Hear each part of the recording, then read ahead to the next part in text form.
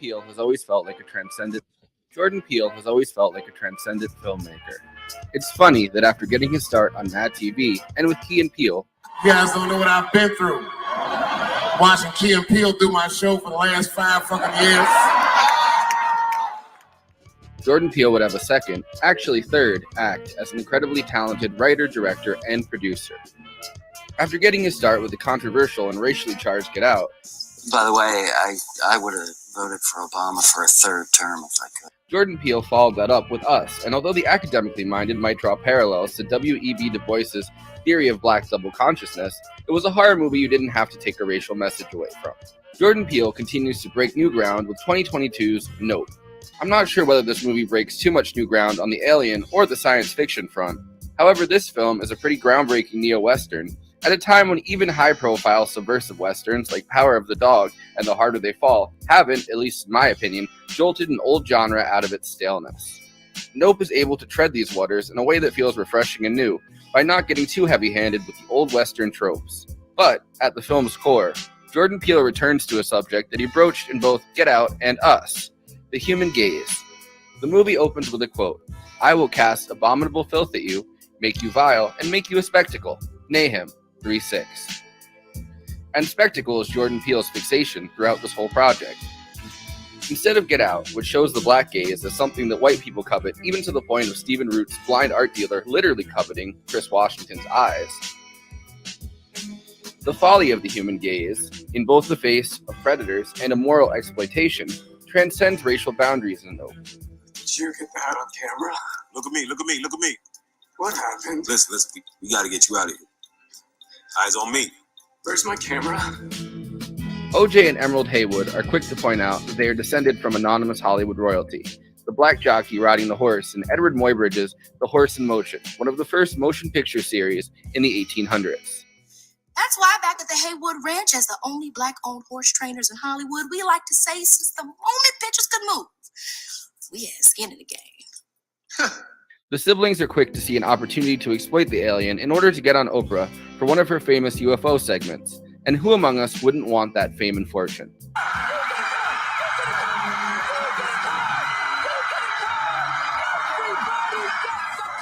However, unlike their neighbor, the tragic and exploitative Ricky Jupe Park, who sees the opportunity for a quick cash grab.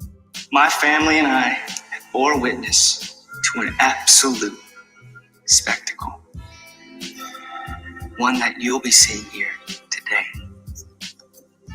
Entertainment for the masses, much like Siegfried and Roy saw with their tiger, or SeaWorld sees in the killer whales.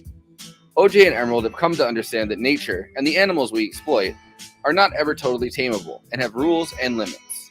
Why would aliens be any different? It's the most ironic point, then, that the one thing above all that makes Jordan Peele's Alien, Attack and Devour, is the human gaze itself. Anyway, before I introduce the panel, let me say, please like this video and subscribe to the Movie Night Extravaganza YouTube channel. Also, we are now monetized, so if you have any pressing questions during this live show, send us a super chat. We are absolutely obligated by international law, human rights law, to answer it. We also have a Patreon, patreon.com/movie night extra. All of our after parties are available on there forever. Okay, let me introduce the panel. J. Andrew World, illustrator, book cover artist, comic designer, and artist for Give Them an Argument, co-host of Movie Night Extravaganza and Bad Takes. Kristina Oakes, she is recently rebranded to Cosmopolitics, twitch.tv/Cosmopolitics, or on Patreon, or find her on all the social media websites, and she streams about 4 times a week. Conan Neutron, host of Protonic Reversal and frontman for Conan Neutron and The Secret Friends. They recently got back from touring along the entire West Coast, but if you miss seeing them and you live on the East Coast, I have good news. In early October, they will be doing a mini tour with some East Coast dates, including the 1-2 Heart U Festival in Peekskill, New York on October 8th. I, of course, am your long-suffering host, Forrest Miller. I forgot to introduce myself earlier. Without further ado, let's get started. Very good. Without further ado, let's get started.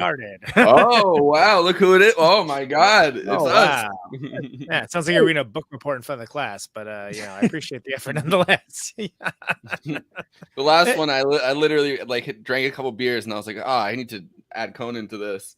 And I wrote a thing out and I was like, 6 minutes of me talking. Just slurred words at the end. Yeah. Conan Neutron, the secret beers. Does a lot of stuff. It's real busy. Wouldn't be wrong if you use that as your explanation, by the way. I do a lot of stuff. Yeah, no, I would not be wrong. But, trying to do something a little more specific. Yeah, speaking of specific, Merry Rushmas to those who celebrate Rosh Hashanah. Yeah. That's the traditional Jewish saying, right? Rushmas? I thought that was Neil Peart's, the holiday to celebrate Neil Peart when you snort a bunch of fucking coke and try to bang on things as loud as you can throughout your house. Yeah. Play some subdivisions, exactly. Rosh Hashanah. Rosh Hashanah, yeah. Yeah. Well, we're off to a great start already, aren't we? So yes. I'm back. Hello. Hey. What's up? Hi. How was the tour? It's fantastic. It was really good. Lots of amazing shows. Played well. Sold a bunch of stuff. Yeah, I mean, what's there not to like? Then I'm back at the computer. I'm like, oh yeah, this. Yeah. Well, I mean, we moved down to once a week, and that's my experience every week now. Is I'm like, oh yeah, right, all right, this is how you use StreamYard. I need to relearn all of these. All this prep. Yeah. This is a great film, though. I mean, I saw this, and this is one of the few ones I've went to see in a theater in recent memory, and I really, I did not regard it at all. I actually think it's top 3 movie of the year for me. Like, I'm really glad we're covering it because I think it's very unique. I think it's interesting. I think there's a lot to it, and I liked Us a lot. I think I like this better than Us. As a film overall, but I think he hasn't made a bad one yet, and I think they're all pretty interesting, and this is no exception. Holds up on a rewatch. I rewatched all 3 this week because I was bored. So yesterday I finally watched Get Out again. I watched Us on Thursday, and I watched this. I thought you guys were all going to be like, "Oh, thanks for buying it for $20. We'll all watch it," and I could I could feel like I did something for the crew, but I guess. Well, I was looking for another film to watch for my Discord, so then I stumbled upon Nope. I was like, I might as well watch it. There you go. Yeah. So, the film a lot. Yeah, I think I mentioned in the group chat that coming back from the Orange County show, heading to Oakland, I was like, I'm pretty sure that's the exit for Jupe's Claim and the Haywood Ranch. And I checked it later, not driving. I was like, oh, it totally was. That's awesome. I also appreciate, as a born and raised West Coaster, the usage of Fry's Electronics as a key, not just plot point, but location. I mean, one of the prime Angel's character works at Fry's Electronics, and it's the only other show I've ever seen really used as Mr. Robot or media. By the way, what was your local Fry's theme? It was the localist. Sure. The most local to me at the time was the South Bay one, which had it's like a temple. Okay. But then I Yeah, also and for those of you who don't know, each location has its own had it. theme until they closed down last year, I believe. Yeah, and they didn't. I mean, they were not doing great like before the COVID, but they definitely did not survive the COVID. But it's sort of like, imagine if Radio Shack was like the size of Walmart, but really cool.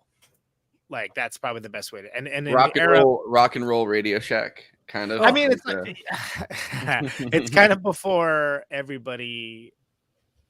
Like nowadays, and this is like totally an Apple thing. You get your computer or whatever, and it's just like it's like how they do cars now. It's just a closed box. You can't go into it. You can't do anything with it. Period.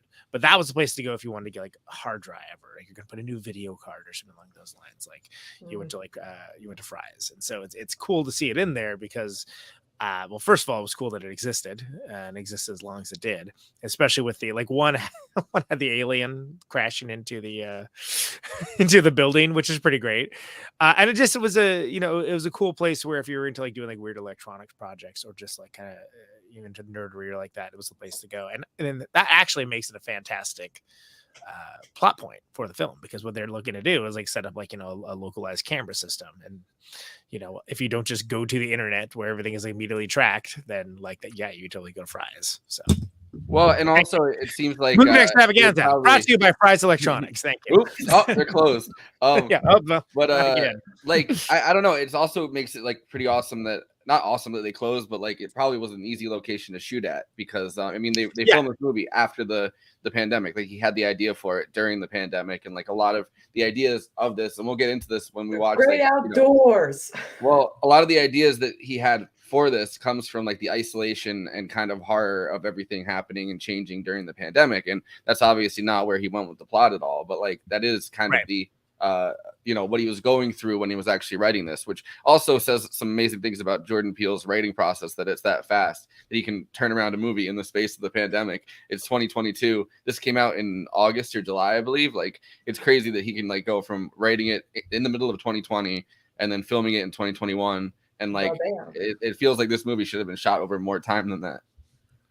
Or the ideas of it, because it really is a very thoughtful and rich film, especially with like I mean, he did build it so you'd have these kind of like unanswered questions, like why is the number 6 repeated all the time throughout the film? Why is the shoe sitting up? Which that's one that got me. I was like, oh, that shoe is going to be real important to the story. Nope. Nope. Bad mirror. Well, I mean, it's kind of the symbol of, I guess, the attack that happened, right? Like we have these cultural touchstones that we kind of go back to, and assumably if we had actually like been able to watch the skit where fucking Chris Kattan or whatever, which is the funniest SNL member to mention, because like who's mentioned Chris Kattan since he did the Night at the Roxbury stuff, you know what I mean? Like he's not been in anything. The only thing I remember him being in is like How I Met Your Mother. He was the guy playing Ted Mosby or whatever, and when they made the fake How I Met Your Mother movie. Besides that, I haven't seen him in anything. So it's kind of funny that he's the one that they like he's like Chris Kattan at his best, and it's like Chris Kattan at his best for me in my mind is right. But also like that's a whole thing about his way of sort of processing that trauma is he's got his spiel down, including like kind of like and Chris Kattan, he's just so good at it, like he's got like he's not even thinking about it, right? It's just like a thing that he says to all the people that are coming in, and that's the way he processes, by making it like a routine almost. And there is actually like a real world corollary to this fictional sketch too, because Chris Kattan did play a weird monkey child on a sketch, and they played it briefly. They played the thing where he's the monkey and he's like slamming the table or whatever. But yeah, that's a real sketch from Saturday Night Live where he was like regularly doing that. I can't remember, but I think it's great that like it. There was just enough of like the vestigial memory of that sketch in my mind. So when they brought that up, I was just like almost believing it. Right. Like it felt like I had seen it before. Well, it also feels like a real thing that you could like hear about happening. That like I really like that they do it with with the sister.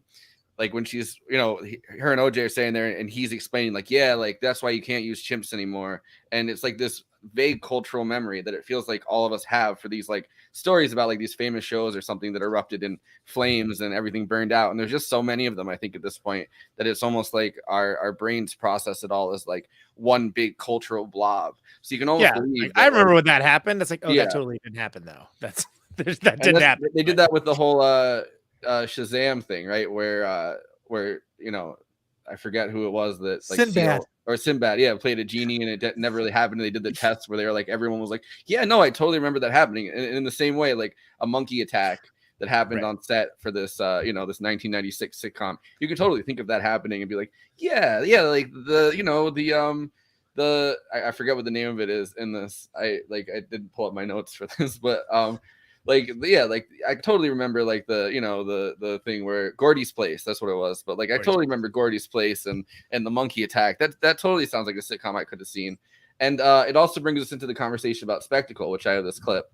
And spectacle gets touched on so many times in this movie, but he's kind of turned himself, like Jupe has turned himself into the spectacle, right? Like because he's traumatized and because the only thing, and he was controversialized too. He was made into the controversy, and like you don't get the choice of whether you are being controversialized or not. And that's something I'd like to talk about.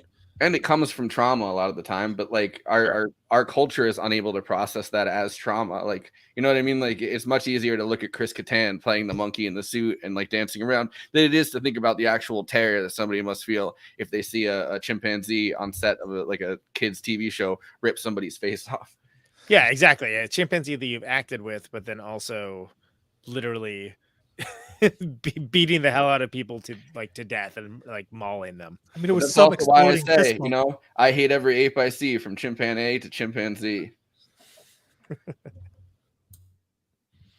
About kind of the personas and people that we know publicly, and we also talked about, I guess, coming into, I think when you're new into a dynamic, into a structure like Hollywood, there's an inherent like infantilization. And I wonder if like anyone can feel, a lot of people like that can feel, even if they're not children, when they become known, they still feel that weight of the gaze upon you.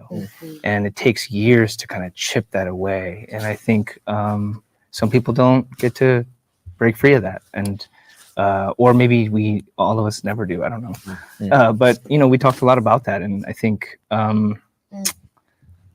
it's so fun collaborating with Jordan that way. You know what I mean? Yeah, we went deep and we went hard, and a lot of it, I think it's impossible to work in this industry for very long without having scars of moments where you feel like you were exploited, or feel like you were infantilized or erased, and other things. And so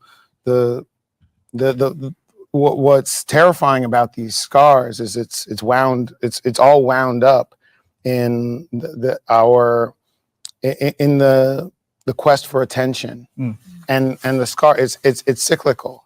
It's cyclical. It's something that you can, and so that's why fame is very destructive to people who don't have a secure system, secure support system or foundation. I get asked a lot, what is the spark? And I guess it doesn't really work like that for me anymore. The word that we said the most on set, or I said the most, was spectacle, and so that was the starting point. For me, in a lot of ways, of what I knew I wanted to give the audience, and it was a lot of the analysis that I did in thinking about what we were discussing and what we were dealing with. A lot of the analysis dealt with spectacle and this industry and business of spectacle, and that there's a magic to it, and something that I've devoted my life to being a part of. And there's also something insidious about it. And when you have that duality, that's a perfect kind of thing for me to tackle, because I love that. I love duality. I do like Westerns, although, I think this film, more than anything, is about the Hollywood mythology of the Wild West. And not only the sugarcoating of the barbarism of it, but the erasure of the black cowboy, and at all is all wrapped up in this movie. So in a lot of ways, this movie is, you talk about in terms of the media, a lot of ways it's about Hollywood. Fair. Yeah, I like how he mentioned about like the black erasure of like pretty much like black cowboys, because like a lot of people don't understand, especially even like before, during, or even after like World War II, it seems that like some free slaves, you know, they really didn't know where to go, so some of them ended up probably going out west. And Yeah, which is the same reason that, you know, white people were doing that too, right? Like it's an entire generation of people during the Great Depression, during you know, like economic collapse, that the only really thing that they could think of to do is like, you know, they talk about like the Dust Bowl, is like to go west. And, you know, it would have been black people, it would have been white people, it would have been, you know, Hispanic people, like all of them kind of converging in this poverty state, going towards like these pretty much camps. And some people would get hired as farmhands, some people would get hired as, you know, workers in different, like, you know, either picking like oranges, like they had like the Orange Bowl, kind of what they called it, like. But there weren't enough jobs for people, and they kind of ended up being transient and like having to actually spread out among the West Coast. And like, for, you know, to erase that image and just have it be like some white guy on a horse that's like, I'm a cowboy. Like, I mean, it's even worse because like Reeves' base was the Bass Reeves. basis. Bass Reeves. Yeah, right. Bass Reeves. Yeah, I was thinking of Saul Bass, of the movie poster artist. Anyways, yeah, Bass Reeves was the Lone Ranger. He was yes. the Lone Ranger. Like what Yes. the Lone Ranger is based off of Bass Reeves. It was a black man. It was most people don't know that. I'm amazed there isn't a movie about Bass Reeves, frankly. Like, there is a movie and it's terrible. Do not watch it. Well, my caveat to that, and you should know this when we're picking movies, a good movie is what I'm Yeah, no. and what I was gonna on paper, this looked like a good movie. I'm gonna defend that. I mean, it's a great deal. I was excited to watch it. Was very disappointed. As the only person on this panel from the West, but also who has literally just gone west and come back, I have to say that like there's a lot of Western character to this film in a very good way, and I think it's done in such a way that when people think of Westerns and what, like, you know, you usually think of like the Sergio Leone movies, or you think of like John Wayne on the television or whatever along those lines, as a cultural amalgamation, as like a cultural average, right? And I think it's kind of amazing that, and Forrest, you made this point also, that as much as like, you know, I like the Campion movie, I enjoy the Black Cowboy movie. Was it The Harder They Fall? Right. I thought that was like entertaining. Yeah. It didn't make my like top 22 or 21, whatever it was. I saw scenes of it. I don't think I saw the whole thing. It's fine. It's good. Yeah. It's entertaining, but it's not really a massive massive piece of art or anything along those lines. It's like Posse. But I think that like it's interesting that there's finally new types of Western stories that are being told. And I think some of them are like either more historically accurate, or the fact that like, look, this isn't like just a historical thing. There are people that still are ranchers, and they do have like, you know, cows and horses, and it is a very real thing. And anyone that is from the West knows it very well. Just like how there's people that are still farming, and like you know, you wouldn't think about it if you're living in you know, maybe in New York City or San Francisco or Los Angeles. But no, that's where the food comes from. I took a bike ride today, right? Didn't go my normal route on the bike trail. I went on the main road. I think I passed by 5 different farms with horses. Just on the 7 horse farms out here.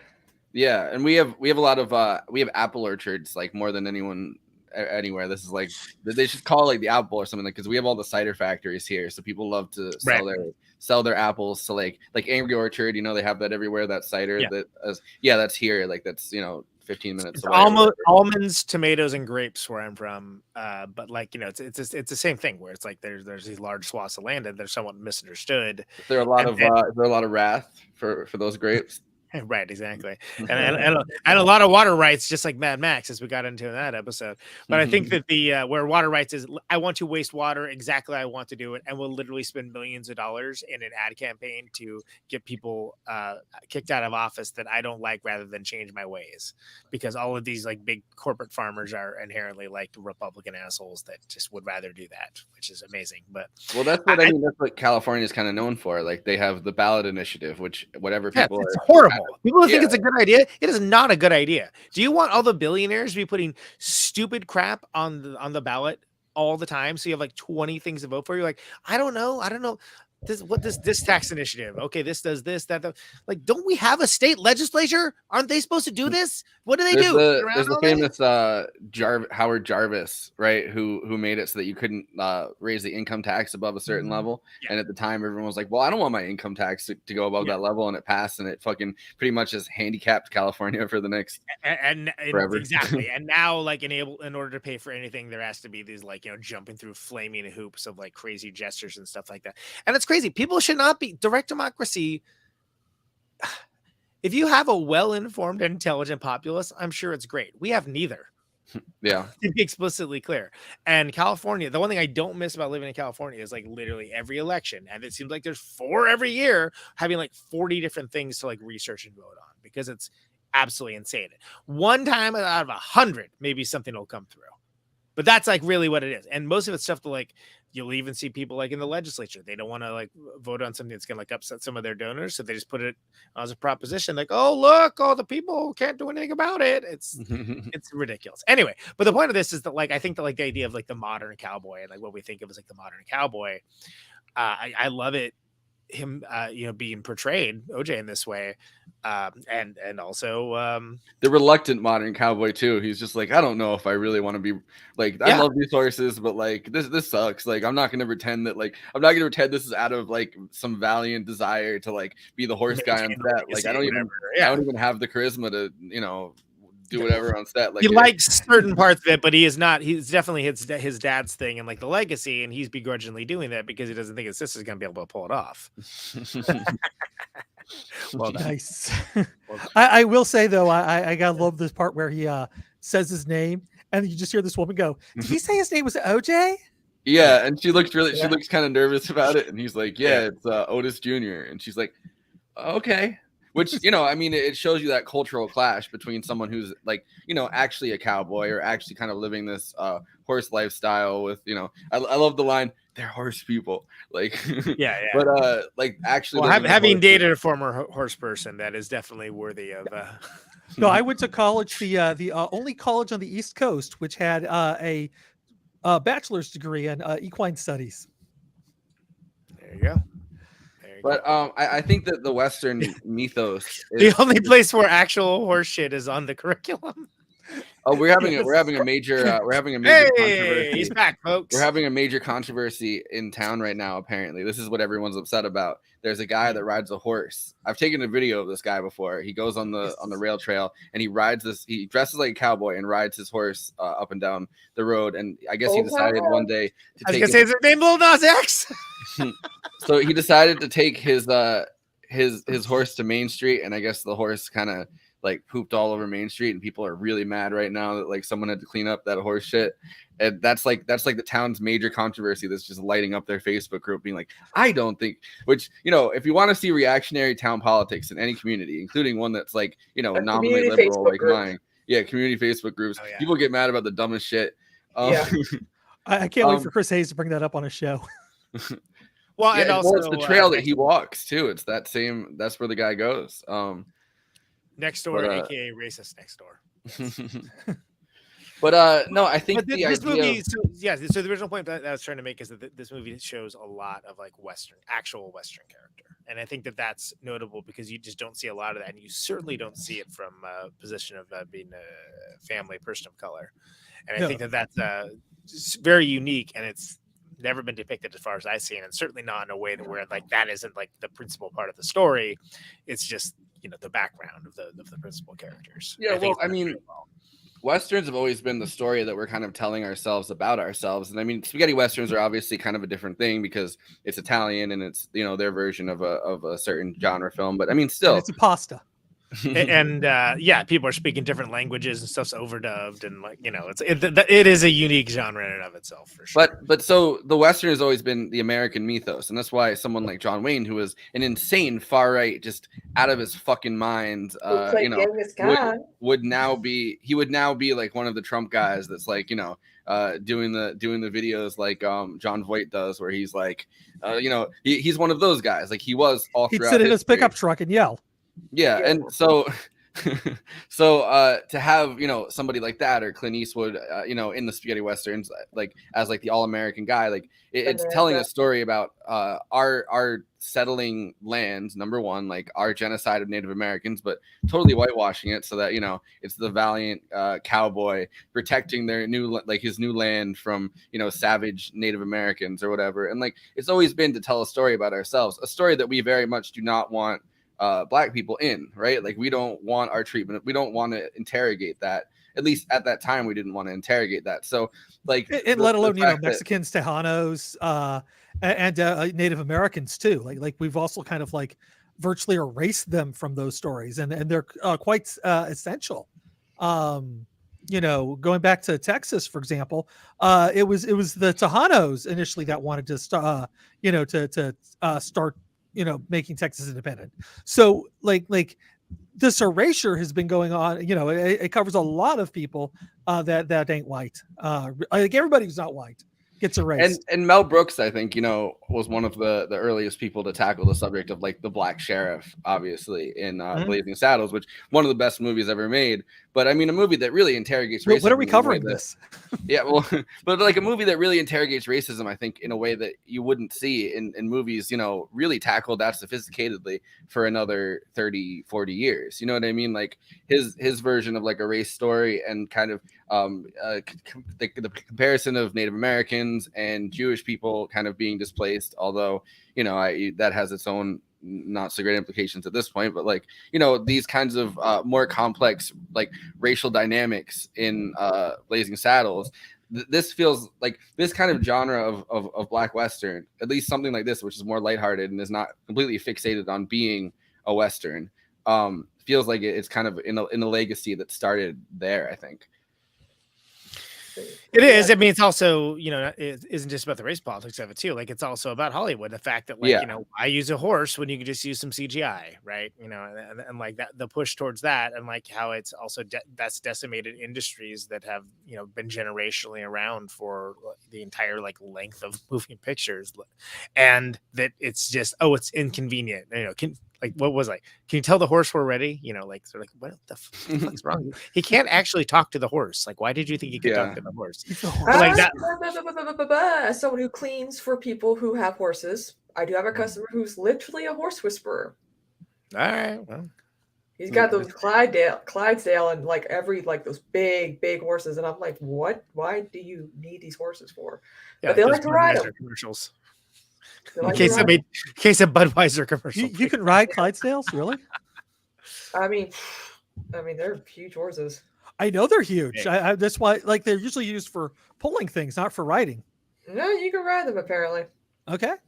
Yeah. Maybe he can because he's the horse whisperer and he can say, "Hey, do you consent to me being rode?" You can train any animal. I got this that I can now just throw up on screen as a GIF. I guess it's a little bit controversial. There are people that didn't want to admit necessarily that this was a black jockey. It's clearly a black jockey. I don't know where that. What? How would you? Yeah, come on. Yeah, but I guess this isn't the first one they did. There's another. I think it's. Hold on, There's like 6 or 7 of these. Yeah, so this is the racehorse one that they do admit is a black jockey. There's the earliest one. I just grabbed it now. I like that you can do GIFs in here and you can put the GIFs on as like David Bowie with the balls. Yeah. No, I still have that one, but that was never going away. Yeah, I mean, the famous horse whisperer. Yeah. Yes. I will say this though, like we're seeing a resurgence in westerns. Like we have shows like oh, there it is. Yeah, so this is it's an animation.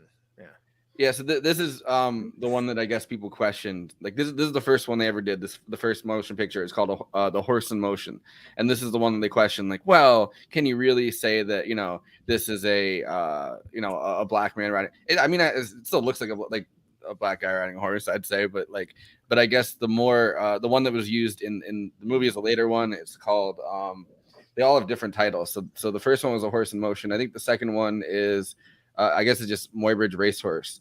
But yeah, this is the one they used for that. That's clearly a black jockey on a horse. Yeah.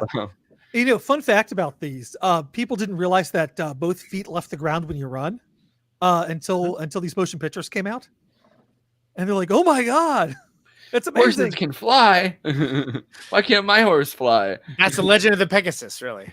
Yeah, no, it was just just fun fact that before these movies came out, everybody thought that, when horses were running, one foot's always on the ground. I just blew everybody's mind. Look at that. Here's We're speechless and for a different reason than normal. Here's a more controversial Moybridge piece of work that. Hold on. It's uploading. But yeah, it's gonna be worth it when it comes. We're seeing a resurgence of the Western. You're right. That was worth it. Am I ever gonna get to say what I want to say? No. Yeah, no. Say. I'm sorry. Putting stuff up to the podcast listeners are going to be totally baffled by. What are they laughing at? Yeah. It was a centaur, everybody. That's why that's funny. But as I was saying, we're seeing a resurgence in Westerns. I mean, unfortunately, we do have like shows like Yellowstone, which are a hit, clearly. My mom's like, but there are black characters in Yellowstone. I'm like, yeah, but Mom, I mean, it's still like predominantly white. Like, she's like, there's like one or two. I'm like, that's still not like diverse enough. I'm like, you don't get a trophy for that. Nope. Yeah. She's like, what's Nope? I'm like, it's like a neo-Western sci-fi film. And she's like, what? How do you make a sci-fi Western? I'm like, add UFOs. Cowboys and aliens. Which I wish was better because I know the comic was better. Yeah. I mean, it also kind of goes to show, like, the I don't want to know the answer to that question. So. Not, trying to invade people's space and privacy and whatnot too. Like the aliens are like, they're like, you're curious about us, but we're just doing our thing. We're hungry. You're trying to pull us by the whatever. And I like that this movie doesn't really treat it as like a complex like I'll play a video in the after party where they go through like the people's theories about like what the movie is really about. Like they do that every time Jordan Peele puts out a new movie where there's like it's people guessing like what the movie is going to be about. And I like that it's not like a colonial story necessarily. I mean like like it treats the alien as animal, not as like a metaphor for like a group of people or like indigenous people or we're indigenous people and they're the invaders. Like it's an animalistic metaphor, and I like that about this movie. I'm still trying to figure out what Us is about. I mean, Get Out's pretty obvious. Yeah.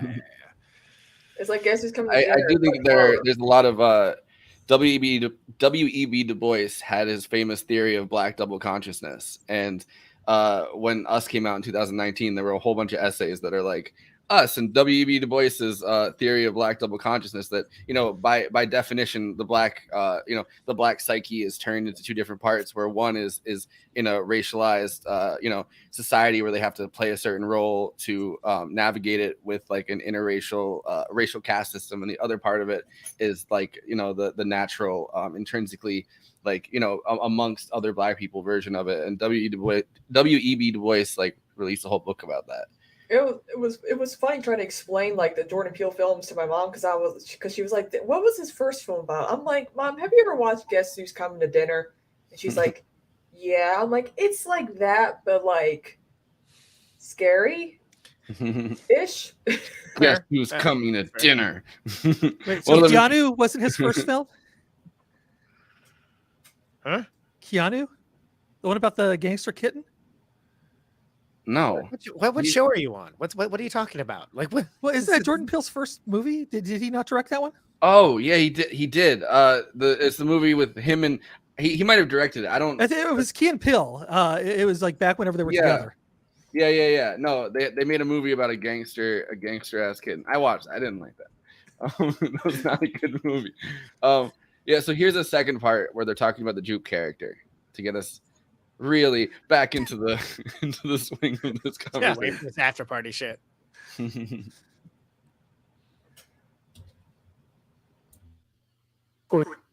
Into I guess too much detail. I think sometimes it's easier for you to be the projection everybody wants you to be than it is for you to resist and fight that every day. If you're not like, especially when you're that young going into it. That's real shit. That is so real. And that's so much of my life as a child actor right. too. Yeah, like to just You you don't see the patterns that you're just like intrinsically going into. I resist. Yeah, I resist. But you also know that the resistance is painful. So then after a while, how many layers and masks and shells are you living behind? And that was it was weird because like some days I would come in to shoot Jupe, and I remember we just came in to do the photo shoot after we had finished. And the day before I was like, I'm so depressed right now. Like so sad. And it wasn't like put upon me. It was just like I was just like coming back in and I was like, is it me or is it this person? And I was like, oh yeah, like I'm entering into like 15 layers of like a bodysuit right now. And I have to like control this thing. When I'm usually just comfortable just like being here and not in that machine. I view Jupe in that way. The nuances that you play in the scene where we're in that room, and the music underlay that you put in the juxtaposition of what you're performing in the moment and what's actually happened in the past, it is so spooky and perfect in so many ways because it's like, man, this dude is really struggling. You know what I mean? It's like, you know what I mean? It's like really all there. And what's cool about everyone's character is that they're all conscious of it too, and they're wanting to kind of connect. I felt like M was like really trying to reach out also, and in being honest was also like rejecting the front of it too. Yes, you're like, you're lying to me right now. Like I don't but I want you inside. I'm curious, but you won't tell me. But she relates because she's performing. There's all this. I love it. When I was watching it, like after the flashback scene, and then it goes straight to you, that shot. Yeah, and I think I love that shot. Oh my God, it's amazing. And you just see your face. And for me, I was always like, oh, he wants to be saved, but he doesn't know how to ask. Do you know what I mean? And then I was like, and that's always what you were saying about Emerald, like, because you're just like there and you're just not, and you're tucking something. Yeah. And you know you're tucking something, but you don't know how to untuck it. It happened to you since you was a kid. Yeah. So you just completely like continuing those patterns, but I saw that in your face. Just when you did that after that bit and you're just looking and your missus takes you out and then you go off on one and then your missus is the one that drags you back into your make-believe life. This really yeah. I totally forget that he's English. Yeah, every single time it always gets me. It's like like that happened with right? Yeah, because that happened with the Judas and the Black Messiah for me too. I'm like, that dude's English, and I'm like, oh, yeah. And I knew that I forget it every time. Yeah, I still remember it because Samuel Jackson got really upset that it was a British black guy in Get Out, and he's like, he's telling American black stories, and he's British, and that's a different thing. And it's like, dude, how like reductive can you really get with this description of who can play what characters? Like, are we really going to get to the point where you can only play the character of your race, nationality, like ethnicity? Like, are we going to get to the point where orientation? People get upset that you're playing like a gay Nigerian guy, but you're like an American black guy or something. Like, is it that much of a jump? Like, are we going to be that specific about our casting now? It is called acting. After all, so. Like I would get it if they remade Get Out with a white guy, but like, that they should just have a British guy like Pierce Brosnan on a horse. God, my mom, she knows I'm working right now. Mom lighting you up about Pierce Brosnan too? What's happening? But like, did you watch Rags yet? No. It's so good that his Stephen Yeun's playing of the character where he's he's in that trance, which he's great. Can I just say real quick, like, did you guys see Minari? Yeah, he was great in that too. Great. Yeah, he's really good. Yeah, and he's playing a character what you would think would be like, and this is what's interesting about this film is like a lot of people think like this character would be portrayed by a white guy. Well, that would be the default. Yeah, that would the default, like the huckster, trickster, like the con artist type of character. So yeah, like that. Zac Efron. All right, that's good. That's good. Continue your thought. No, but that's like that type of character in a stereotypical Western is usually played by like some like white dude, who's playing like a con artist, who's doing a grift, like a P.T. Barnum type of situation. Exactly. So, Well, yeah. then there's a moment where you realize how truly delusional this character is when he invites them to the, he invites like the people he bought the horses from, who clearly want to buy the horses back and love the horses. He invites them to see him feed a horse to the alien, which is what he is presumably thinking he's doing. He's going to feed Lucky, the horse that, that he said to him, like, this That's is my absolutely what he's doing. Yeah. Okay. I mean, like, absolutely. Yeah. But and like he's he said the invites rest him of to them see as his well. second best horse, which he says to him, "This is my second best horse, and I'd like to have a path to buying these horses back." Yeah. He invites him to the show where he's going to feed the horse to the alien, and it's in that moment that at first I was like, this doesn't really make sense. Why would he? And then it's like, oh shit, like he is so delusional and like through the trauma, I think, like just performative and obsessed with the spectacle, that he's willing to, like, he just doesn't realize that, like, it's not something that could permeate those masks. Well, and also, like, again, we talked earlier about when we did the earlier clip with Stephen Yoon about like the fact, the idea that his character is completely controversialized. All people think of when they think of him as a person is they think about, oh, that's that kid on the sitcom where the ape went crazy and like killed everybody, like, and that's all he's known for. So what he's done is try to lay into that and like take the unwanted fame of being associated with that, and like also there's this like kid sheriff show, right? And then like turn that into, okay, well, if that's what people know me by, then I might as well make some money off of it and like kind of try to make something for myself and recontextualize and reframe that. And I actually find that very identifiable, because I think more and more the idea is like everybody gets accidentally made into the story on Twitter every day, right? But like I think that we have a type of celebrity that's just absolutely both fickle and like brutally relentless as well, and usually has nothing to do with people's feelings or aspirations or their creativity or art. And as an example, on a much like smaller scale, like putting my name in on my podcast and my band, that's not something that I did because I'm a raging egomaniac. I literally was made into the story over some stupid stuff. Now, at this point, nobody remembers because it was years ago. So I'm like, well, fuck it. If everyone's going to refer to me by name, then it might as well be like, this is my band, this is my podcast, et cetera, et cetera. And I think for the most part, we think we've internalized controversialization so much that we don't even think about it in terms of like, what are the longer lasting effects of that, especially when you're trying to actually do something that's pulling away from whatever it is you're known for, or just trying to take it back for yourself. And I think that it's very interesting that his whole thing, like, he's never going to give those horses back. He's literally feeding the horses to the freaking alien, right? Because that's his way, that he wants to achieve a level of fame, just like how they want to have their Oprah moment, right? Yeah. But he wants to achieve a level of fame that gets him past being like the sitcom kid that, where the ape went crazy. That's his sole goal more than anything else. He actually doesn't really even seem to care that it's an alien and that it's like, oh, that's kind of crazy, right? But it's sort of like, oh no, you can now be the guy that literally discovered an alien and made it into an entertaining show. Which we all know, which is insane, which is fucking insane. There's no way you're ever going to make a predatory alien into a show. There's no fucking way. But he is so lost in his own like world of like internalized trauma, and honestly, like just been traumatized himself on a secondary level from being like defined as this thing that's like one of the worst moments of his life.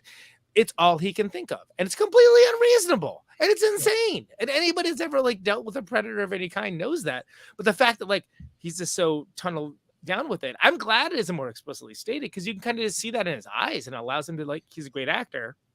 It allows him, remember what I was saying, he's got the whole speech. Oh, and Chris Kattan did the skit, which of course was fantastic. And like, it's like, there's nothing there when he's talking about it. He's all he's thinking about is his end goal. And it makes it really surreptitious. I have to believe that there's a certain, wait, Kristina, I'll just let you say this after this, but I don't know where else I'm going to fit this in.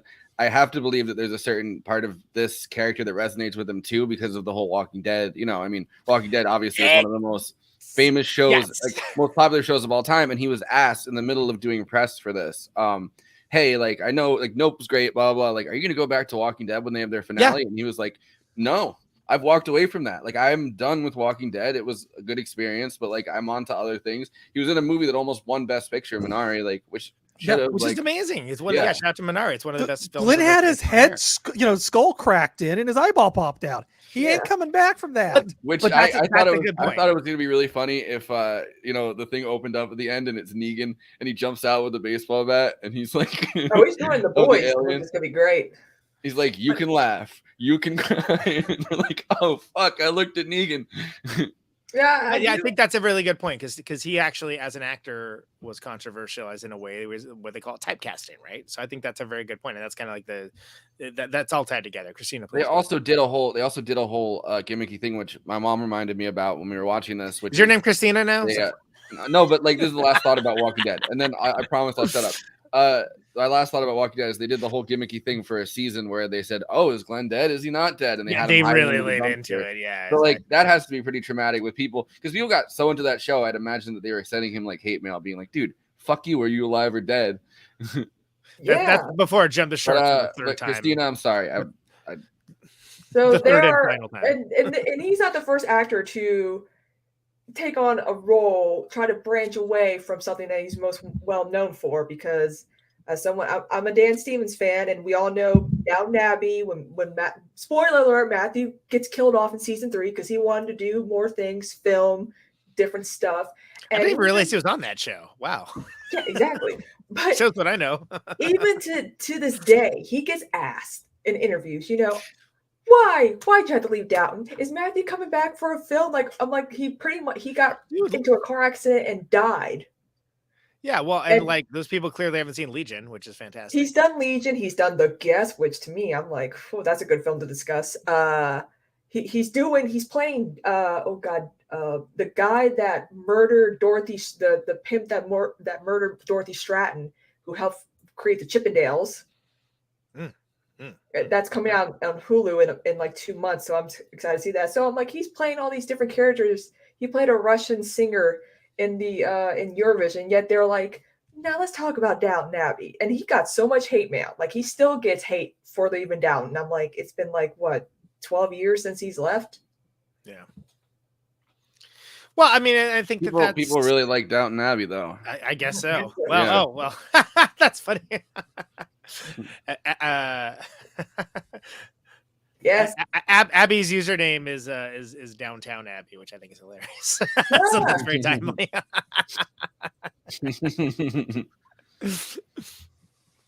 Yeah, but I mean that's typecasting, right? Which is a type of controversialization as well. Yeah. And I think that's. You think of that as like I like that everybody's motivations are not very transparent, right? So it's sort of like you don't have like, well, I'm the guy that my dad died and I blah blah blah. Like you have to kind of figure it out. You have to work for it a little bit. Jordan Peele kind of trusts the audience to care and to kind of dig into it, and he gives people something to think about, and in some cases never have resolution to, like the shoe. Which is like, why the shoe? Like, what?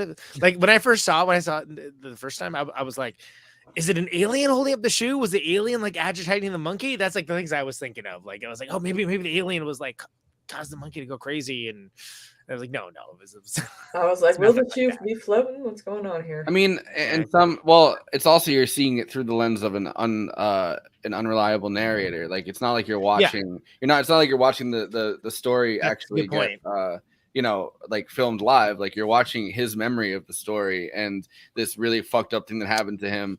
And he ends it on that crazy note, which is they did the first exploding fist bump or whatever, and the monkey sticks his hand out and he's just and then there's that shooting that reminds me at least of like police brutality, right? Like it's that incredibly traumatic, like cops come in and just blow away the chimpanzee, and it's not the chimpanzee's fault he went crazy, as they say in the beginning. Like these animals just sometimes have enough, like, and they don't respect that. Like Hollywood doesn't respect that, there's a limit to what an animal can actually do before whatever amount of taming you've managed to do for it like just goes away. Like sometimes animals just freak out, and it's the same thing kind of with the alien. I mean, there's a lot less a lot less sympathy, I think, for the alien than I have for like a chimp that goes wild. The alien was animals and aliens. They have more in common than you think. They both easily get spooked. Yeah. Yeah. The other interesting thing too was with that monologue that Stephen Ewan had. You also kind of see it, mirrored in a way, or echoed or rhymed, I guess you could say, with M's speech. Whenever she does the speech where she quotes verbatim what her father would say, which you don't quite realize until later on, because she made that correction because she forgot to add the extra grade in there. And Keith David too. Can we just give a shout out to Keith David? Yes, Like, small role, underused in this film, but he was still phenomenal. The 30 seconds he was on screen. Well, Also, not Donnie under Mills? not under talked about in this clip that I have right here. But oh yeah, you got one. Okay. All right. Let's get it. yeah, I like that in this clip they heavily feature his role in They Live because of when we covered They Live.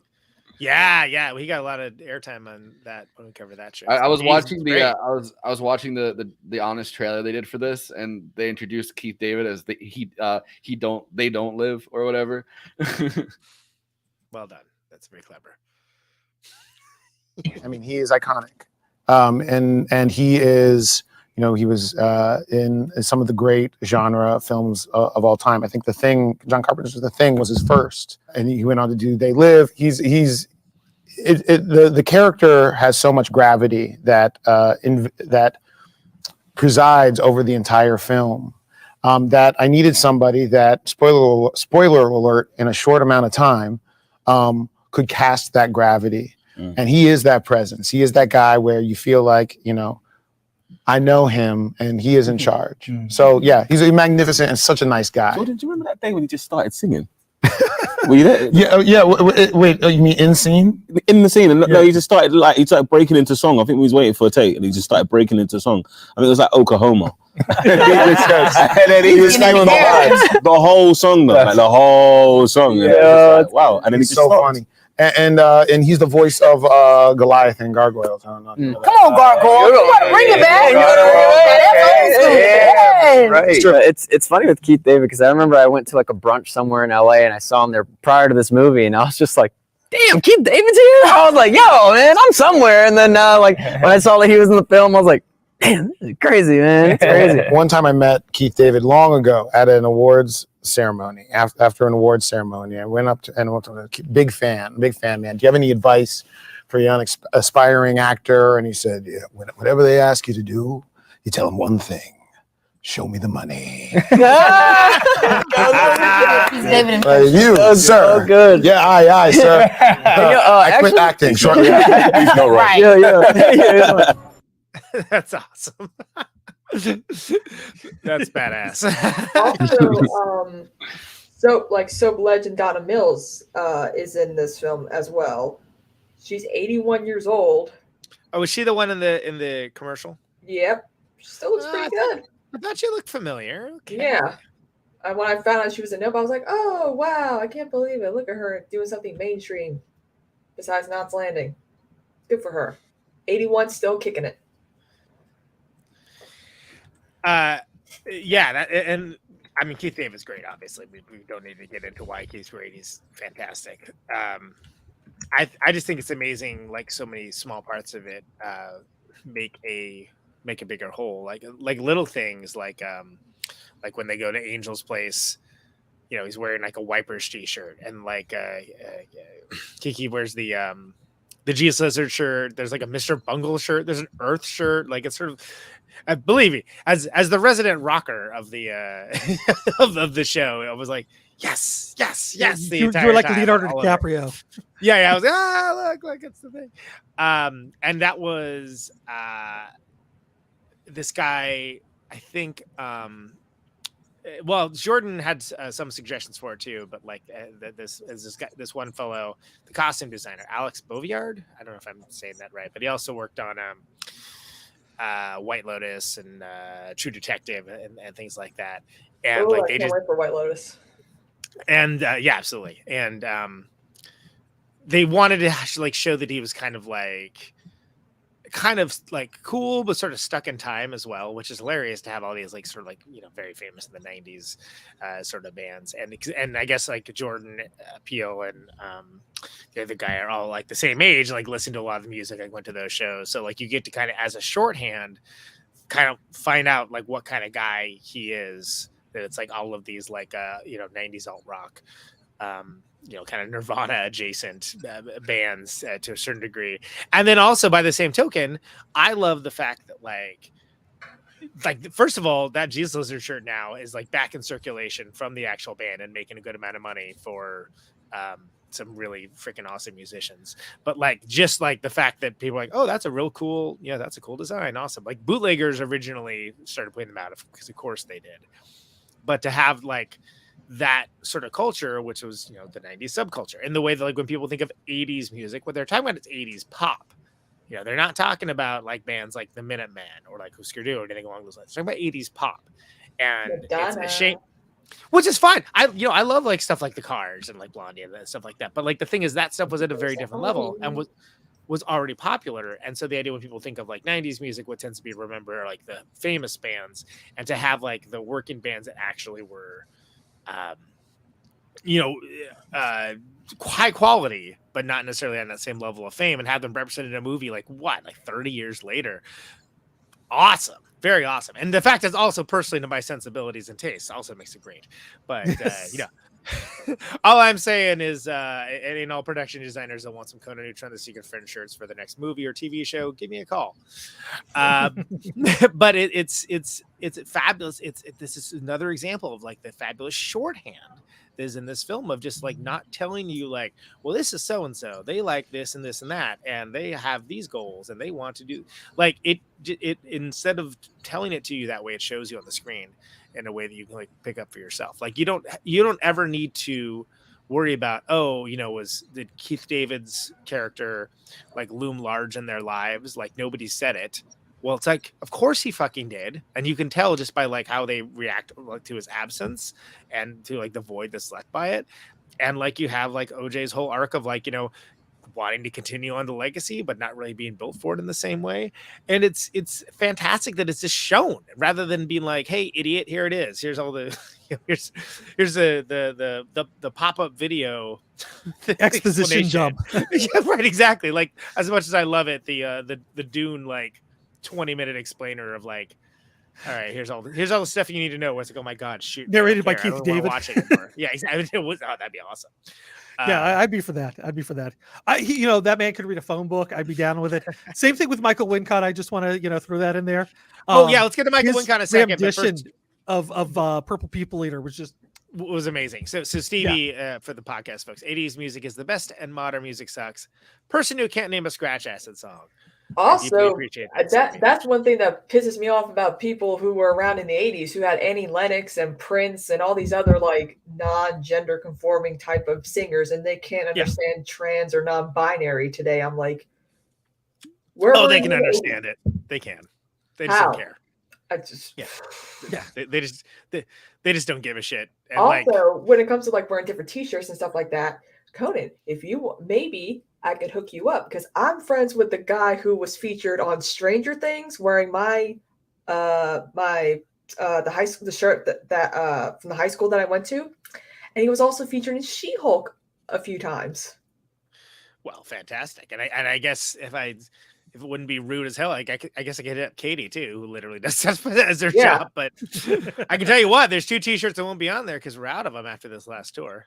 Oh, thank you very much. We still gotta try to get whenever we do cover Don't Worry Darling, that'll be a fun episode. I really want to see it. I actually had an idea that we were gonna try to see it on tour while we're out, and then I realized, that's like I think it was like Missoula to Boulder. Missoula to Casper. But even still, it was like no, we're driving that entire day. But I was like, wow, wouldn't it be cool to like see like a movie like that in Casper, Wyoming or something? Yeah. But we did not do that. We went to like a weird artisanal pizza place instead. But I digress. Let's talk about Michael Wincott because I love his cinematographer character. I mean, he's like Antlers was his name. Yeah, I think that's it. Yeah, people are used to seeing him as like movie villain guy with a raspy voice. Like in all of the things that he is, and he's fantastic at it, right? Oh, absolutely. But what I love about this is he shadowed the real DP to like learn like how to do that stuff. And the real DP was also the one who did Let the Right One In. A lot of people don't know that. So like he actually like didn't just, learn the lines, but he actually, wanted to like see like what a director of photography actually looks for and kind of like low key like learned enough about the trade to like fake it, which I think is fantastic. Because the first time you see him on the commercial, you're like, oh, that guy's interesting. What's that guy all about? And then you're like, kind of think he's a throwaway character, and like, oh no, he's like integral to the story. No, yeah, and then like in his performance with that first phone call, like when he speaks, like it was very much like Keith David. Like when Keith David speaks, you shut up and listen. Yeah, and and you listen. And like the funny thing is like two of his big movies from the 90s, which was Robin Hood and Three Musketeers. He was like put opposite of like Alan Rickman and Tim Curry, just like sucking all the air out of the room, where like he needs a little space to breathe, and he's quiet. It kind of comes in, and we'll just draw you into his voice, and you'll just be hanging on every word and listening to exactly all the rasp. And he pauses, and like you can't do that with Tim Curry, like sitting there being like, "Oh, I'm Tim Curry and I'm French." It's he's a guy that benefits in a performance from having space, which this is. And The Crow, which is a great, was a great movie. He gets those moments to actually breathe like that, even though he's supposed to be the over the top villain. Right. Well, I mean, he there's different ways to do over the top. Too. Yeah, no. I'm intrigued about that Crow remake though. What's happening? They're remaking The Crow now. Yeah, they're remaking The Crow. Bill Skarsgård is currently cast. Sure. Before that was Aquaman, Jason Momoa. So which I think Bill Skarsgård is a better choice, but Jason Momoa has a good attitude. But none of them are. You're biased. No, but I'm saying, Jason Momoa, Jason Momoa would be Crow would be Jason terrible. Momoa. Well, I mean, the thing is The Crow was based on Iggy Pop, and Jason Momoa is not built like Iggy Pop, but Jason Momoa has like a certain kind of attitude that I think that fits The Crow. Bill Skarsgård's a much better actor. You hire Jason Momoa to be Jason Momoa. He might be a good actor too. But like it's still like through that chamber of Jason Momoa, whereas Bill Skarsgård disappears into the part. So we're seeing also, speaking with the resurgence in the Western genre, we're also seeing a bit of a good resurgence in horror, because there's been a lot of good horror films that have come out. Pearl, Barbarian, I'm like, oh my god, there's so many films I have to watch now. Yeah, I haven't seen any of those. I haven't seen X either. I'm behind on that. I mean, the last horror movie I really loved is probably Get Out. Honestly, which is I haven't seen it. So, look at that shocked face! Holy shit! I mean, I know there. I've got others that slasher film. Well, I watched that. Let's see, I watched Freaky, which was like that was pretty good too. Vince Vaughn and the I mean, like what we talked about this in After Party, but like I'll get around to them, but I don't seek them out like I used to, basically. But I'm interested in like all the ones you mentioned. I'm like, oh yeah, I got that on my watch list. That sounds interesting. I think getting back to the movie we're talking about now. No, I thought the usage of like what do you call them? Like the inflatable those things. Yeah, the D's, those things. Yeah, do those things actually have a name? But I like that as like the detection system for where the alien is.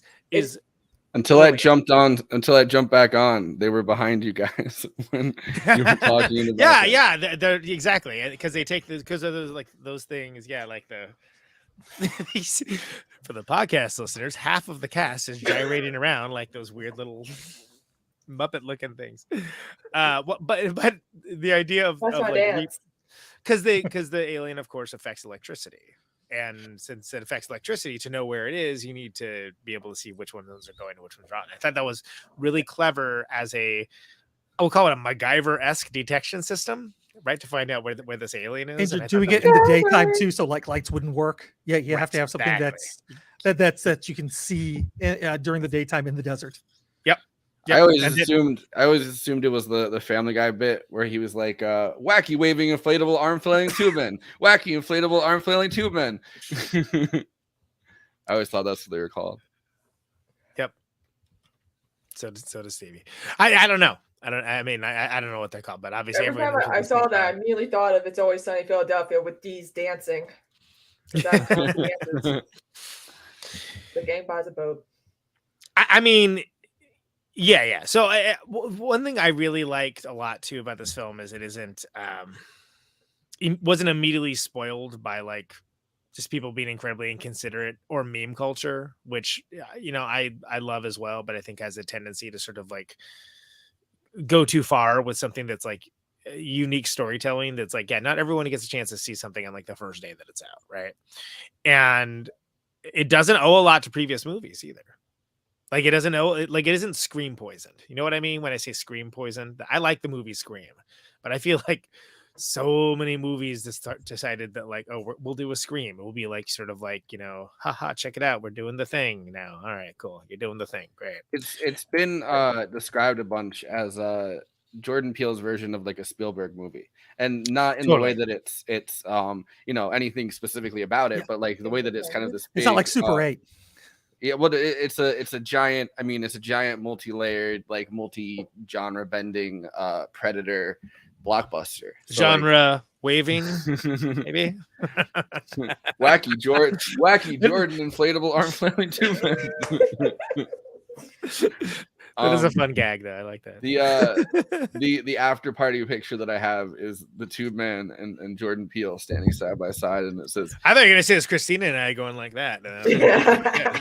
I didn't have enough time for that one. I know, I was gonna say you're really on it. but yeah, like but you know what I mean? That like I like that it feels, you know, I know we're not in final thoughts or anything yet, but like I like that it feels like original and unique for that. And it's not irony poisoning. And it's not done in such a way that it owes so much of it to things that have come before, which I don't it's not that I'm against stuff like that, right? I mean, obviously, like I still haven't seen it because it came out, I think, while we were on tour, but I want to see the last season. Wacky waving inflatable arm flailing tube splasher. I'd watch that. Dude, someone just keeps murdering our wacky waving inflatable arm flailing. No, it's the wacky waving inflatable flailing tube with a knife.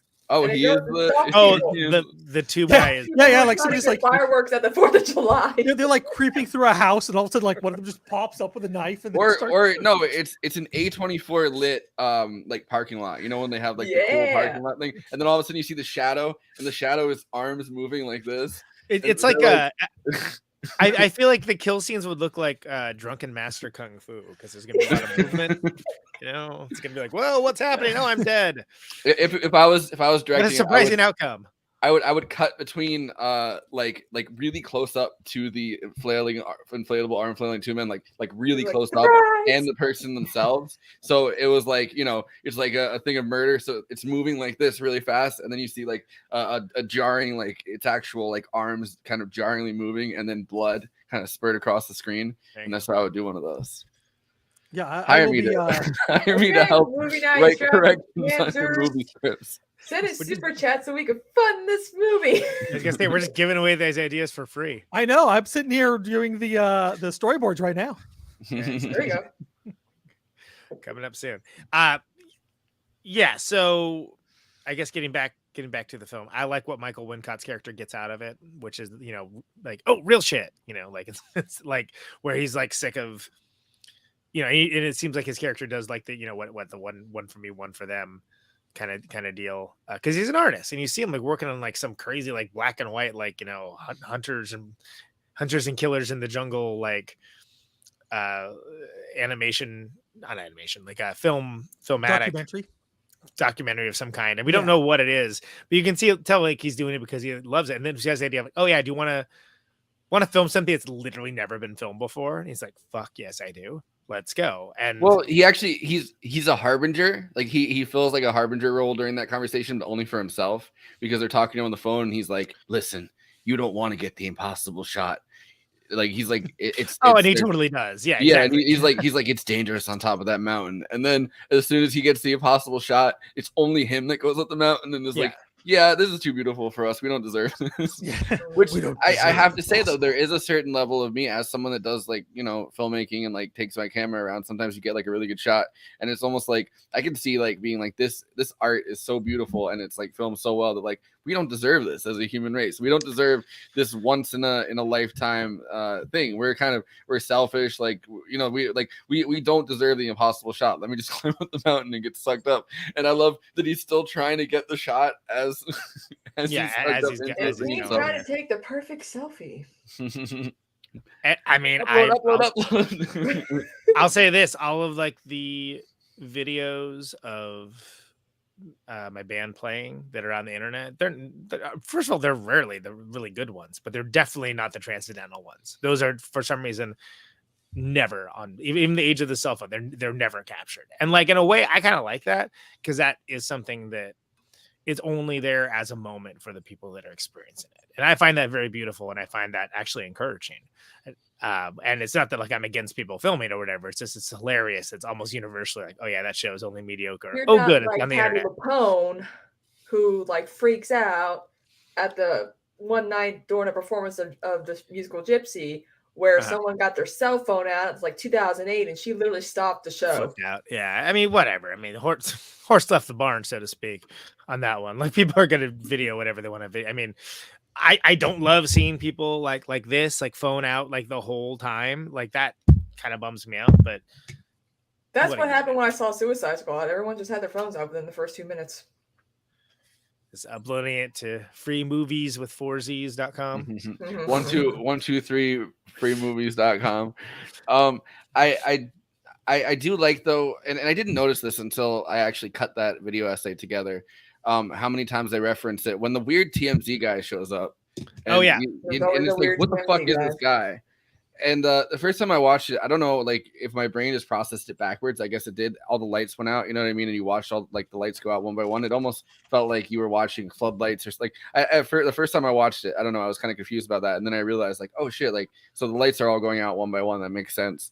And but for that guy just to show up, and you think he's really sinister, and then he pulls out the camera, and he's like, and he's just like, yeah, so what did happen over there on Jupe's Corners? He's like, don't you want to be on TV? And for that weird, like, vacuous moment, which is not even like a realistic thing, I don't think, but like this obsessive, like, where's my camera? And I put that into the, you know, the essay that I did for this. But he's like, where's my camera? And he's like, look at me. And he's like, where's my camera? And there's this disconnect, number one, but also like the fixation on the eyes, right? Like throughout that entire thing, where he's like, eyes up here, and he's like, I need my camera.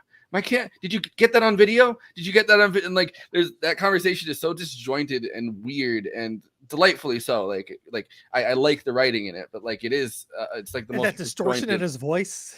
Yeah.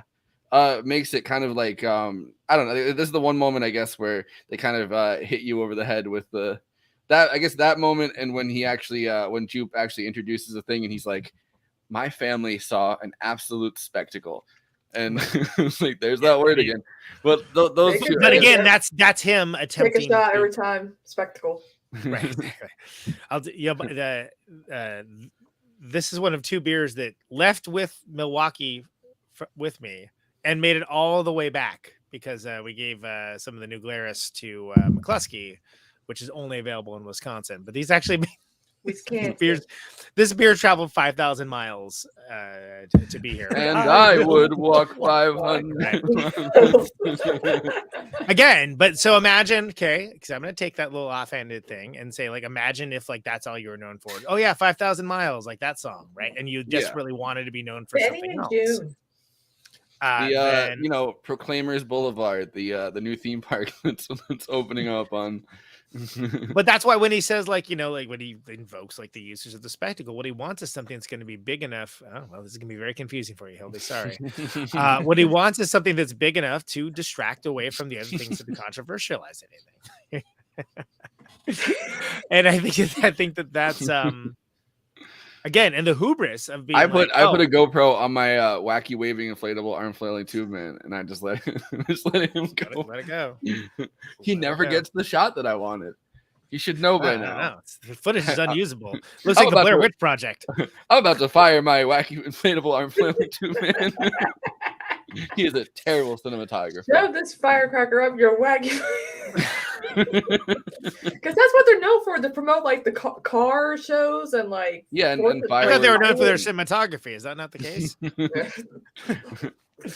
Alfred certainly feels like in the 2000s. Down the road from a store that has one of those 24/7. I'm like, oh god! Now once I saw no, but we went by it. I was like, there's the wacky. It's the famous filmmaker, you know, Alfred Tubecock, you know. He's he's known for getting some of the weirdest shots in modern cinema. I hear he's doing the next Bourne movie.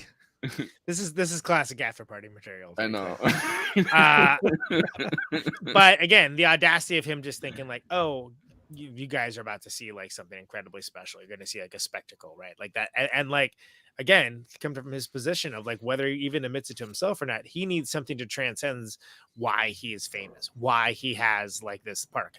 Notice it in the park. There's like outside of the museum, there's nothing about the TV show there at all. There's just like that movie where like he's like the kid sheriff or whatever, which has that great well, which is totally Chekhov's well that was introduced in the first act, right? That ends up being like she uses it to spoiler alert people. I don't know why you're watching this if you haven't seen it, but she ends up getting the shot by putting the coin in and making the old school. Oh my God, Con! I can't believe you revealed the whole story. I know, God, how terrible of me. Which, by the way, I want to admire Andy's restraint for not immediately invoking the Akira motorcycle slide, which is utterly badass. That scene actually, like, it actually kind of pissed me off for a moment because like it's overused, which I love it in Akira. But like, yeah, no, it's just done else. And they're just like, oh, come on, which is a great slide. Don't get me wrong, but like Ziwaki waving inflatable arm flailing new wave cinema. Glad Godard didn't have. But yeah, no, the Akira slide is like overdone in comics. So which this is not in fact a comic. You understand that, right? This is a movie. What? Andy only sees things in the still slides, so he only looks at the storyboards. It's crazy. He has to put together the movie. He's like, I know what happened. I read the movie. I watched the movie. I read the movie. Oh fuck! Yeah, that's how I went Ram. He read the movie. Read the movie. I took the screenplay. I looked at the storyboard, and I matched them up, and that's I watched it. I'm good. I watched myself do that. So, but again, the is other Chekhov's gun is the big inflatable jupe, right? That like kind of harkens back to like the Muppet movie, like where you like see it like kind of looming over like the rest, like the Western town and everything. But I think it's well done in the fact that it isn't utilized as like the MacGuffin to do the thing for both those. Just like they're very important to the story, and they're both spectacles of their own kind, but it isn't like explicitly stated as such. Yeah, well, and I think that the B plot to this movie, which is like the entire jupe part of it, like at first you're like, all right, like that's the neighbor, like I don't really get why he's included in the storyline, but you realize like the most, I think, I guess in the veins version of this type of spectacle, like the most like selling you directly an experiential rather than a selling your services or something with your horses or like any other really job, like selling you an experience more than selling you a product. It makes perfect sense that which he certainly did. Like, hey, y'all got eaten up by an alien. No one's ever experienced that. The craziest. Well, the hikers did at the beginning, yes. I guess. Like, what did he say? They got to see that for free. The hikers at the beginning got to see that for free. So in his talk up, he says something about like, in 1 hour's time, you will be changed. Boy, ain't that the truth? And then the alien digests everything, but the alien shows up early and he can't break that showman character, and he's like, "Well, this is weird. The alien showed up an hour early. There's nothing. I guess it's here, but like it didn't eat me before, so I guess it's not going to eat me now. Let me look right up into it." Yeah, I mean, like, but that's the whole thing of like him thinking that he's got it all figured out, right? And he's got it all figured out without even realizing like any ideas of like why this thing hunts and eats the way that it does, or even thinking about it. Always thinking about this is gonna be the thing that makes everyone forget about Gordy's home. And like I'm surprised there hasn't been more like think pieces about that. But there's a lot to like unravel here. There's a lot to parse and Zion got it. I mean, there's some scenes you could just be like showing like a cinematography class. I mean, like look like when like the blood's coming down on the house and stuff like it's like, oh my god, that's like a million horror movies should rip that off because it's a great effect.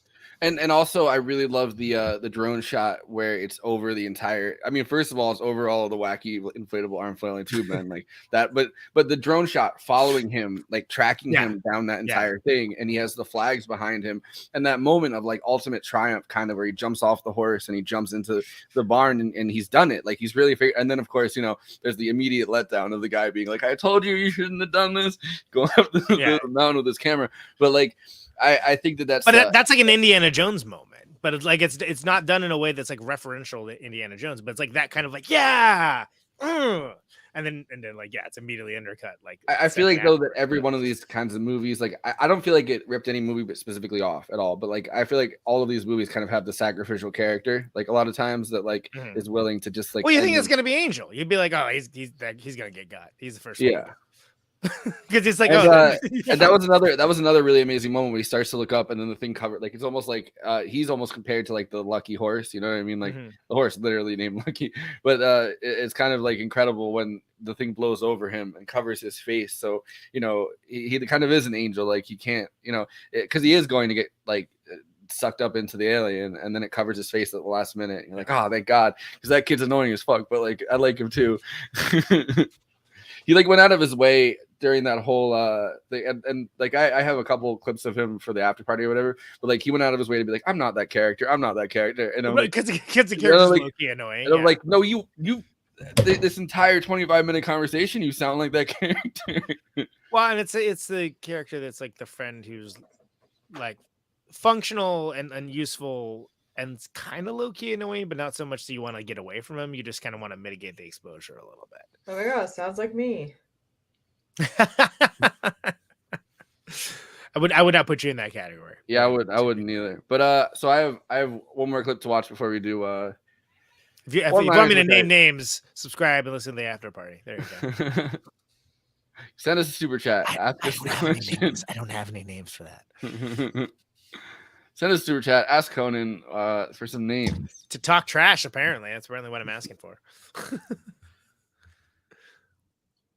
This genre, as you know, it's like Black people have a some very pretty simple rules, and there's just certain things that are just gonna make us go, nope, done, out, I'm gone. Bye, y'all can handle this, but I'm gonna be noping over there. I kind of like that. It was like, I've never seen this before. I don't know what it is, and I always lean in when I'm like, I don't know what this is. I want to make sense of this, but I can always feel if the director is passionate about it, if they understand it, if they feel it on different. So that's was the beginning of the conversation. Because this is quite hard to get your head around, and then we just kept on having conversations and kept feeding the script and having conversations about the script continuously for a couple of months. You know, when you're working with great artists, when they aren't forcing their specific individual vision onto any one person and even the project at large. I think the most impressive thing about Jordan is that he allows the story to kind of find itself and for it to express itself, and he's kind of open to where it kind of pushes him here and there. And so it was really fun building Jupe and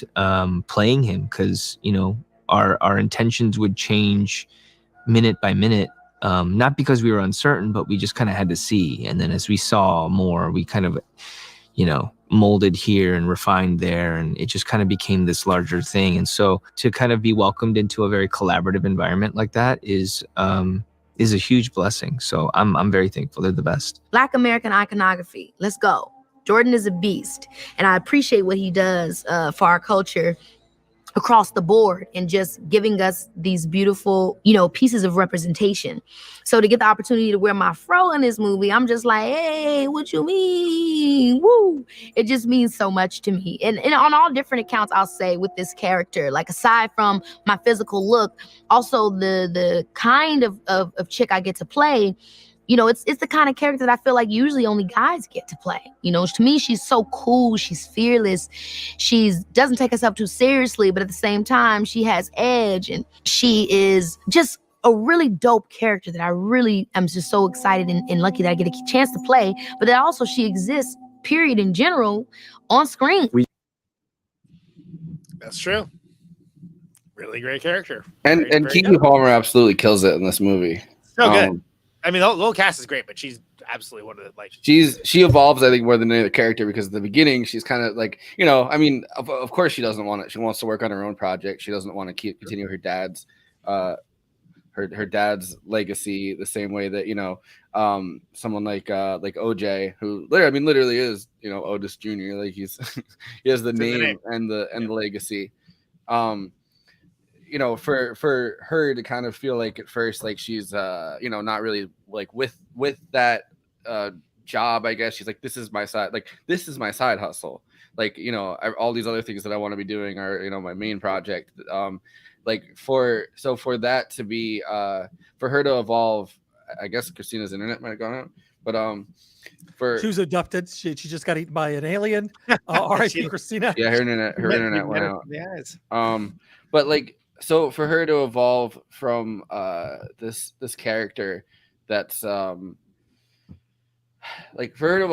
this kind of just feels like, oh, I don't really want to be involved in this, and I don't really care about like this is my dad's thing, like this isn't my thing, to someone who's so committed and so she's there for her brother, and you can tell she really cares, and everybody can kind of feel that feeling of almost being like the fuck up sibling in the eyes of your other siblings, you know what I mean? Kristina said she'll probably be good in 5 minutes, but the fuck ups, the other siblings are like the ones your dad takes with him to go to all of these movie jobs and doesn't really take your advice. I mean, your input or your skills that seriously, and still wants you there as a worker, but doesn't actually embrace you the same way that he does the son. That he's like, this son's going to continue on my legacy if I die of old age or something and live forever. And so for her to kind of fully embrace this role where she really is the one that ends up spoiler alert, turn it off, for her to be the one that actually thinks. Why are you even watching us? We spoiled the hell out of every movie we did. But for her to be the one that actually comes up with the plan in the end that actually defeats the alien, for her to fully embody that, and he doesn't actually, OJ kind of comes back and gets to be the thimble too. So it feels like a journey that you're watching for a character that you didn't think that you were going to be watching that journey for when you met them in the beginning. You thought it feels like they were going to be the kind of the sidekick slacker character, and it's like, oh no, they're the the heroine of the movie. They're the one that actually is smart enough and cunning enough. I mean, not that OJ isn't, but to actually defeat this in the end. And they're the only one that can actually take this on head on and realize that there's this thing here that they could just send up into the sky and the alien will see the eyes, and for that to be her final destination, I guess, within this is incredible. Well, and they fill in each other's blanks too, like where each of them have skills that maybe they lack or just don't excel in. They fill that in for each other, and it's very cool to see, because when it starts off, you oh, are they going to be at a are they going to be discordant with each other? Are they going to be at loggerheads or something? But no, they end up being absolutely intrinsically yin and yang for left to right brain, introvert extrovert functionality to be able to pull it all off, which is great to see, and it's very earned. It's earned in a way that lesser film may not be able to pull off, frankly. Yeah, but I mean, even filling in each other's blanks, I guess a lot of times it's easy to come up with a character that's a sidekick that can fill in blanks, but isn't fully embodied as the hero. Yeah, I mean, it's almost like dual leads rather than a sidekick, really. Mm-hmm. And I think it's interesting that you mentioned about it's kind of role that normally would be a male role, and that's absolutely true. It's you just don't see a lot of female characters like that are written in such a way that aren't also love interest or whatever. It doesn't happen very often, and you don't see a lot of characters that are written that way. You never see it they're both black either. A lot of times, almost never. You may get one of those things, but you're not going to get both of them. Yeah, that's sucks, and that's stupid. But I think and one can hope that these movies will be influential in such a way that maybe some of that can be a little bit demystified, and maybe not treated as oh, let's go out and have some foreign cuisine sort of mindset, because as far as storytelling goes, why the fuck not? God damn it, man. Really, and it doesn't feel like this movie shoehorns any of that into it, right? Like it just kind of it flows, like it flows very naturally, and it's like, well, yeah, like they're siblings, like they're both trying to make up for their, you know, their Keith David cowboy father, in a way that he embodied everything that, you know, both of them kind of only have 50-50. I'm assuming, like, he was great with horses because Kiki's character got like the showmanship. Right. Yeah. And then OJ really got like all like the horse crafting. I don't know what would you call it? Cowboying? Like, I don't know. It's not horse crafting. I'm great at crafting. I'm great at crafting the horses. That's what I do better than anything else. Oh man, Michael's new horse crafting. But you get what I'm saying. I bling out the saddles, like, you know, I'm a horse crafter. It's fantastic. It's fantastic.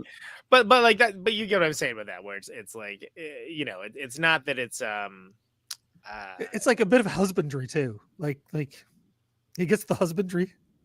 I think that's what you're kind of go for, but you said crafting. I was not going for that, but that's fine. The like they got like this horse laugh. I'm married into it. They each got different parts of like their dad's skill set, which is, you know, they look at what is lacking in themselves as being like, oh, I'm not living up to my dad's legacy, without realizing that the two of them together actually transcend it and are better than their dad's legacy. Because they need to be like Wonder Twins power activate. I mean, low key, they kind of are, right? I mean, Keith David needed Rowdy Roddy Piper with him to, you know, defeat the aliens. You know what I mean? Like he didn't. Neither of them could have done that by themselves. Or Kurt Russell. Like, you know, let's not do Kurt Russell eraser here. Teamwork makes the dream work, I think is the key factor there. Is that a bang that you're drinking through a straw? Yeah, because I got lipstick on. Yeah, well, let's get Bang to sponsor us. Brought to us by Bang. What flavor is it? I have apparently we are. I missed the memo. I don't know. I have rose, but I mean, I just have IBC, man. I've been drinking yerba mate and lemonade and vodka. Like that's my cool. Let's talk about it. Cut out. It does that. It's a bitch. I can't wait to get fiber. You know what I say about all this product placement? Nope. but yeah, so that really resonated with me hard throughout this. Is you know, like the one place that he does include like which, you know, he always does within these movies, but like, you know the blackness of it, right? Like creating a genre of horror movies and sci-fi movies that are explicitly black, rather than kind of just being like a pale remake, no pun intended, of stuff that already exists with the black cast. Like it is like, you know, the scene is, and it's my favorite scene in the whole movie, where OJ's in the in the truck, and he has the aliens right above him, and he knows and he starts to look up, and he goes, "Nope," and locks the car door. There's no white, there's no white horror movie character that would do that. They'd be like, crane their neck out and get got. Like, yeah, exactly. So, well, if you've ever cracking up so hard when I saw him say like, "Nope." Because I was like, you know, number one is the title of the movie, but like number two, like, yeah, like he's not going to do the dumb thing that, like, you know, the generations of horror movie characters, regardless of race, but like it's known for like stereotypes as like a white thing, where white people are just like, let me just go up and try to, like, you know, reason with it, like, hello, you know what I mean? Like he's not going to ever do that. Like, well, and it's so key too. If you ever have seen an audience, a movie in a movie theater with a predominantly black audience too, like, they'll be like yelling at the screen, be like, "You idiot! Don't do that! Like, don't go in there!" You know, like, oh, I nope out of that one. Yeah. I remember seeing. So it's great to kind of get in front of that, to just have it be on the screen where he's like, no, yeah. I remember seeing Us in the movie theater, and also, of course, Black Panther. Like, I'm like, those are experiences. Like, my mom's like, "What do you mean?" I'm like, it's when it's a film mostly made for, you know, people of color. You know, they are one, so happy to be represented, and two, they're glad that the content that's being pushed or being put out there is actually phenomenal work. And the scene where the white couple get murdered in Us, and the moment where she's like, "Call the police," and it's like, now playing "Fuck the Police" by NWA, and I started laughing so hard. The audience just burst out laughing. It was I hilarious. saw that on a plane and I started. I was like, I saw us like the day or the weekend it opened at like a full theater in like Poughkeepsie. We went to like I went to the Galleria or you're whatever. picking your feet.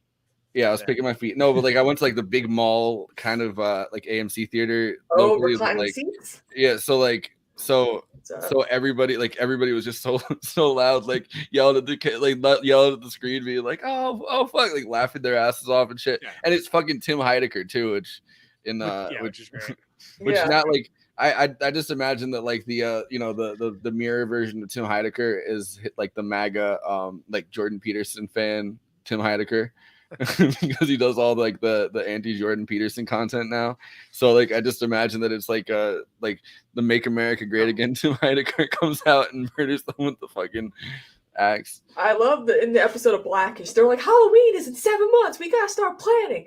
And I had a feeling even before they showed them dressed up as everyone from Us, I'm like, they're gonna do Us, they have to. And they did. It was hilarious. And the really dorky son played like the white husband. He's like laying on the rug with like a scotch and going like this, and I'm like, oh my god. Who played Sam Cedar? That is not the career turn that I expected for Tim Heidecker. Like, after like Tim and Eric show and everything, like I didn't expect that he was gonna be like a guy that hangs out with Sam Cedar and goes on Majority Report and stuff. Here's Frankie. So cute. And all right, so it's like we got a lot of stuff to get to in the after party. I got some tour highlights, et cetera, et cetera. We should probably maybe do the Letterboxd one-liners. Yeah. Oh no, I didn't do them. Well, I was gonna say I was gonna do the intro first, but yeah, that's why we just go right to it. Yeah, of course, get to the course. Yeah, so Letterboxd is a place for film.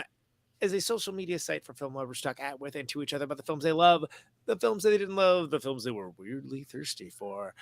And of course, all of this, it's bottom-up democracy, no Siskel's, no Eberts. Everyone gets a chance to have their say, best expressed in the one-liner format, working on your tight five, getting them in, getting in them quips.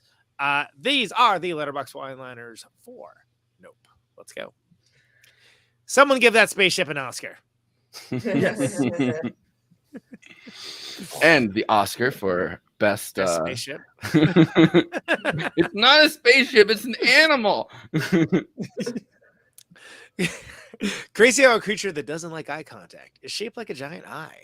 I noticed that too. Yeah, Yael with a point there.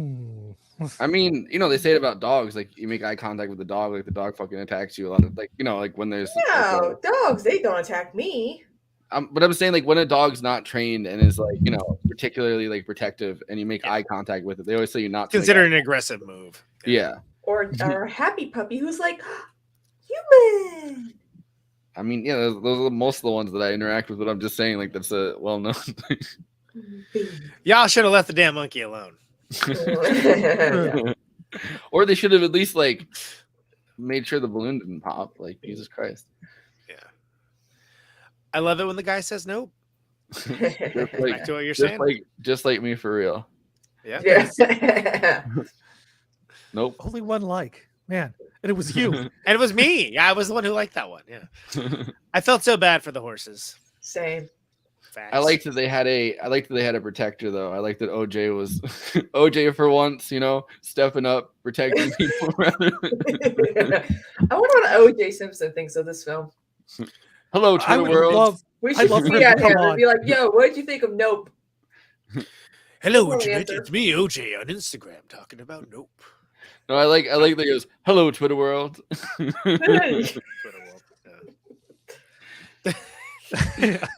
The first true UAP movie. True dat. Maria Gates. She's the she's the non-Eileen maven of noir.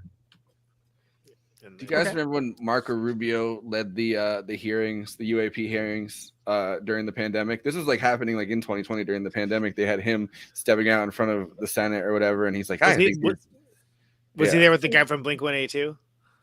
They had that guy testify, yeah, but like I do remember that. Yeah, that's. But they had him chairing the hearings, and it was like a distraction from all the COVID misery and like the complete failure of policy. Like they're like, hey, we have these cool videos of. right. Oh, the work sucks. I know. Pig on the roof. Oink, oink. That's how I judge my barbecue places. is there a pig on the roof or not? Yeah. No pig, no barbecue. I do like how that is just never explained. It's sort of like, oh, there's a pig on the roof, right? And then you hear it make that noise at one point. You're like, what? And like, oh no, it's the animatronic pig or whatever. It's on the roof for some reason unknown to us.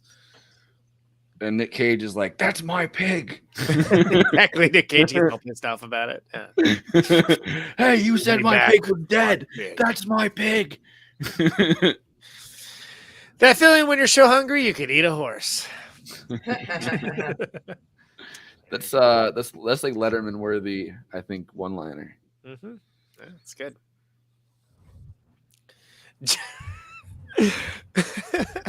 Giant gaping butthole in the sky eats Californians. Leave Gavin Newsom alone. The Californians. That echo was amazing. This movie does for cloud spotting what Jaws did for swimming. Oh yeah. Oh hell yeah. Tagged with mom and bro on that one as well. Those are the Letterboxd one-liners for Nope. Of course, Letterboxd is a place for film. Please follow the show. That's Forrest over there. Movie Night Extravaganza. I am Conan Neutron. I am all over Letterboxd as well. I am going to be back to watching movies since the majority of my touring is over. If you want to see all the weirdest shit, a long time. Unfortunately, you don't want to tour in winter in this country, unless you're like Florida and like Arizona or something. J. Andrew Conan's Texas Erasure World, speaking of the Southwest, is watching all the weirdest stuff, and he can't wait to tell you about it. So if you want any interest in that, go check that out. And of course, our very good friend, maybe down there in the corner, Kristina Oakes, is all over that, and doing the Johnny Depp thing, doing things that are not Johnny Depp as well. And of course, our many lovely feature guests that are on the show as well. Also, many of them on Letterboxd. I don't know why they're not paying us at this point, but there you go.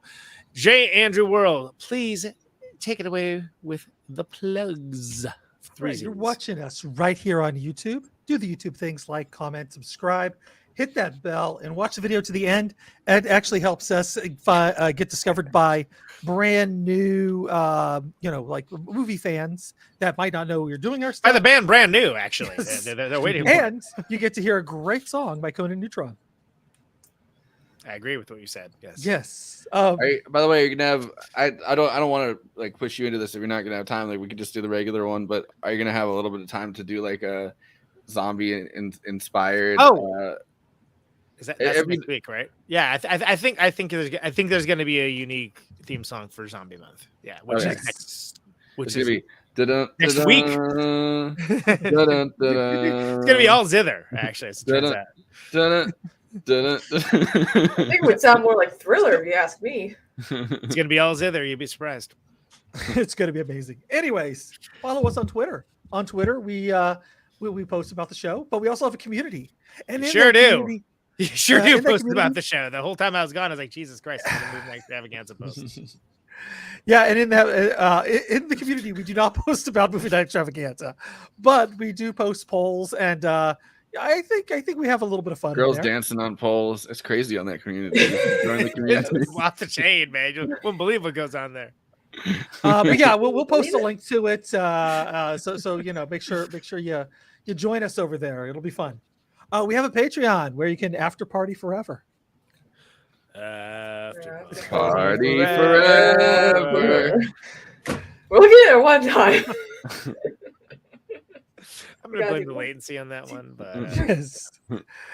And Conan Neutron is back. Does that mean Protonic Reversal's back this week? It is. Guy Picciotto Fugazi on Thursday. Ooh. So I figure if I'm only going to do like 2 episodes a month, let's have like one of them be like gigantic. Yeah, that is gigantic. I even know who that is. There you go. That's a metric. Has Forrest heard of it? Yeah. And I've never even listened to a music's. Fugazi's amazing. Everyone that is even vaguely into leftist politics really needs to listen to some Fugazi, big time. Right Not that now, they're yes. explicitly leftist, but like they're easily one of the best political bands of all time. No waffles, no takebacks. Final answer, lock it in. Thank you. Yeah. Go to your local music store, buy their album, go wherever you download your music, download it. Absolutely is fantastic stuff. Great band, and it should be. I feel like it's gonna be a pretty damn good episode. So. And if you want to get some more music that's not Fugazi related, check out Dangerous Nomenclature and Action Chief, Just the Solos. Yep, we have the vinyl release show in Milwaukee is on Saturday, and you can pick up both of those actually if you feel so inclined. If you like CDs, if you don't like CDs, then fuck you.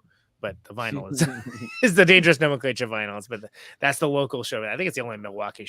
Local I only listen to music on cassettes. Exactly. You'll never hear my music then, unless somebody taped it off a record or CD. Yeah, which the weird thing is cassettes were making a comeback, and I did an album cover, and the guy who made it was like, "You want a cassette?" I'm like, "What am I gonna do with that?" Yeah, not really. I mean, very happy cassette to all who celebrate. It's just not for me. It's whatever. It's enough. But yeah, if you want to get the copy of that record. Probably get it off the internet unless you're in Milwaukee or Detroit or Pittsburgh or Peekskill or New Haven or Philadelphia. Not in that order. Fuck that up. Or Oakland, because the Oakland show with McCluskey got rescheduled. So that's going to be in November. I think we're going to do a proper Los Angeles show with that as well. But that's going to be November. Fun. Or just buy it on the internet or just listen to it for free and don't pay anything like most people do. Throwing shade. I mean, it's a statement of fact, really. I see the numbers. Throwing shade at those goddamn freeloaders. Freeloading bastards on the internet. How dare you? And we have Kristina, who is also doing stuff for free on the internet. Sorry. Also, Mark Borchardt video for The Commuter, which last I checked, it was at like over 1,000 views. So people seem to like it. Right on. Yeah, we can end the after party with it too again. That sounds like fun. But Kristina, you're over there on Twitch. You got any guests coming up this week or anything? So this rebrand happened while I was gone too. Like when this, I was like, who's Cosmopolitics? What is this? I'm like, oh, it's Kristina. Oh, awesome. Yeah. Well, I'm gonna be on F Bombs for You stream on Thursday night at 10 o'clock Eastern, so that should be fun. Political improv show. I'm like, cool, let's do it. All right. Isn't that what most political shows are? or are you gonna like yes and different policies? You're gonna be like Medicare for all, yes, and I think that we should have public housing, yes. And Hey, does Frankie have any plugs? Okay, so just a reminder for Kristina's show for her stream is still September, and you get 25% off gifted subs. Woo! I actually really like that he was not fazed by that. Like, he's like, whatever. He's like she does this pretty regularly. I don't know. Used to it. If you don't pop over to their Twitch channel, to Kristina's Twitch channel, please go over to her Patreon and support her over there. So there are multiple ways you can support My Kristina. sister's like, how do you do the Prime sub for Amazon? I'm like, you have to do it while I'm streaming. Can you guys hear this, by the way, or is this being blocked out? I'm hearing it. Yes. Yeah, the cat is just sitting there yelling at me, like, "There's like, dude, feed me." But yeah, those are the plugs. Unless your cat has anything to plug. No, what he's plugging is he wants to be fed immediately. Is what he's plugging. Today's plug: dinner. Where the fuck is dinner? Dinner. Where the fuck is it? That's his Chiron. If he had a news channel, dinner. Where the fuck is it? It seems like it's late. Frankie's Twitch stream, belly rubs in 4K. Yeah. You want to be on camera? Just want to look at He's here for the rest of the week.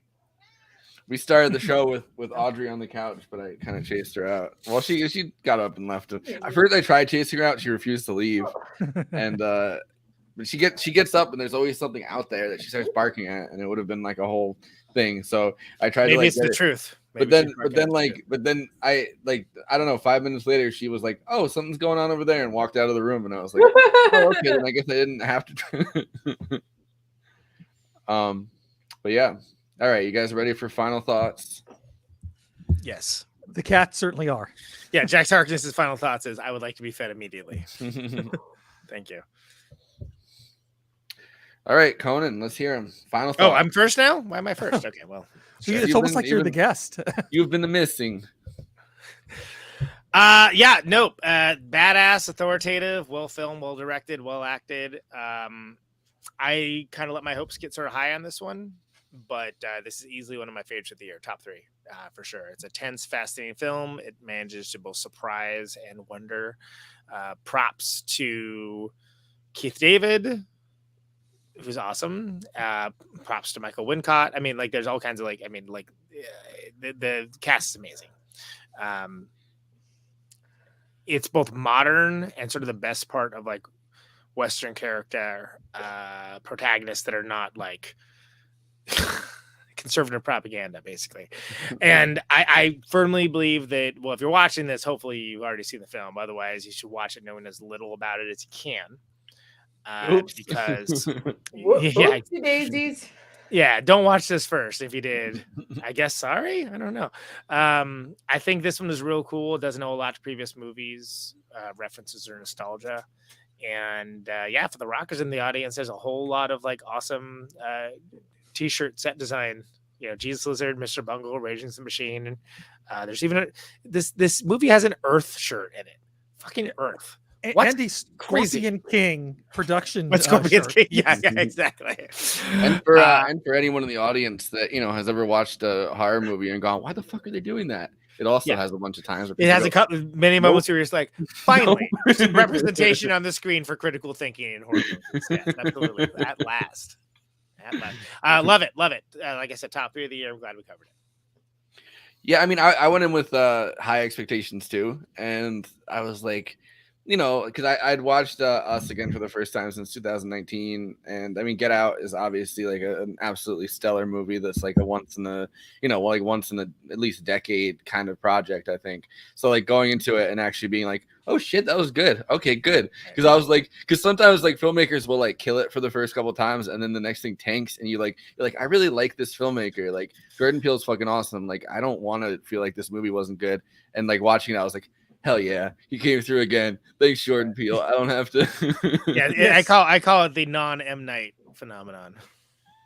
And I don't know how to shoehorn this in when we do Zombie Month as a joke, but there's the sketch that Key and Peele did where it's a bunch of zombies and they won't touch black people. Like they're all white zombies, and every time a black guy, so they end up like the zombies hit CPAC first, as it turns out. But I don't know. I was thinking about that a lot this week because we're about to do Zombie Week, and that's honestly one of the funniest sketches that anyone's ever like managed to produce on a mainstream TV show. Especially because they realize, I don't know. I used to make fun of Key and Peele. We'll get into this the other part, I guess, because you could do the pacing of their sketch. There would always be a point where they should have cut off the sketch. And it's like they would hit a point and then they would keep the sketch going for another 2 minutes. And so me and my friend like Bubba that like has since passed away, but like we used to watch Key and Peele and we would count the stanzas pretty much. We would be like, okay, this is the point where the sketch should have turned off, and it would keep going for like another 2 minutes. So you'd be like, this is where the sketch really went off the rails. Like nice. But anyway, that's probably an after party thing. But Kristina, I'm glad that you realized that, but yeah, I agree with you.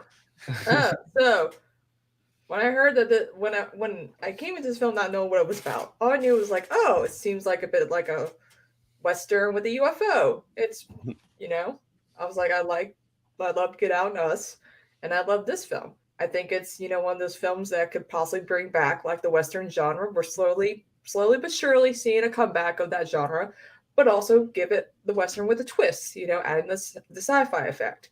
I feel like some people felt underwhelmed by this film because they were like, it's not like a horror or like a real like thriller or whatever. I'm like, it is a bit of a thriller, but I feel like people should just like maybe watch it again and give it a chance. I think people need to get their heads adjusted if they didn't like it. Yeah, whatever. Which, by the way, we're having fix your hearts or die. We're having a friend, like one of my friends from town, on at 10:30 or whatever that didn't care for it. So I'm interested to hear his case for that. Might have to either fix his heart or die. I don't know. We may have to kill him. Didn't expect this evening turning out that way, but here we are. Conan's actually coming to peak skill with one intention. To rock out. That is my true intention, always. Yeah. I'm excited to see Conan. I'm going to the Peak Skill show. I'm going to be there. Should be cool. I don't precisely know what it's going to be like, but it should be interesting, is what I'll say. Like, I know what our part of it's going to be like. Let's see if people are into it. People here actually like a lot of I don't know if esoteric is the right word. Like, people like a bunch of different kinds of stuff here. Like, if you can actually you can obviously play, but like I'm saying, like anyone that can really play and like vibe with an entire, like, this is a very we have everyone from like Pete Seeger that lived here to so like different kinds of music. Like, I think a lot of the audiences here. Gandalf Murphy and the Sambovian Circus of Dreams, I think, is from your area. Like, and also, what's his name? Leon Panetta? No, there's a guy. There's a guy that has the thing in Woodstock. I always forget his name, but like there's like a lot of artist collectives up here. So like people are into like And I have just because I haven't played that area in Conan Neutron Secret Friends, but I've played up there before. It's good. I was mostly kidding. I think that Risk Reward's playing Went Too Hard as well, so they're great. They're friends of ours from New York City. They're awesome. Should be a good time. Yeah, we'll have to. I was gonna say there's not gonna be any time to do anything special or anything like other than the Secret Friends shows can be special. But Andy, let's hear those final thoughts. I gotta say, this is the best cold open to an X-Files episode I have ever seen. It's almost like an entire film. You're just waiting for Mulder and Scully to come up and see that chaos and try to figure out what that pig's doing on the roof. Where's my pig? Nicolas Cage. It's a star-studded. Yeah, amazing sequel. But yeah, Robin, what the fuck was this? Robin Feld, famous Portland chef. What are you doing here? At Jupe's Claim. I don't know, Scully. No, he's like, what are you doing here at Jupe's Claim? I'm looking for my pig. Kristina, it'd be funnier if you were on that episode, but you bailed on us. No, she didn't bail. She got reverse pigged. Oh, all right. I'm looking for my human. Nicolas Cage as the pig in the remake. I'm looking for my owner. It's a shot-for-shot remake, but the pig is looking for Nicolas Cage. Also played by Nicolas Cage. Actually, no, played by someone totally different. Voice acted by Nicolas Cage. Yeah, exactly. But motion captured by the guy who had that great, the watched his face fall in that one scene. Just have him like in a mocap suit, running around. And the pig trainer is OJ for some reason. Haywood from this movie. This is classic after party material. I know. All right, Andy, keep going. Yeah, no, it was. I love seeing films shot in the desert, big sky, and make it really feel nice and open. Also, I love films that really give you a sense of space, which a lot of movies don't these days. Especially like genre films, especially low budget movies, which this is not. But a lot of movies feel claustrophobic and there's no sense of space. And this movie is all about that sense of space.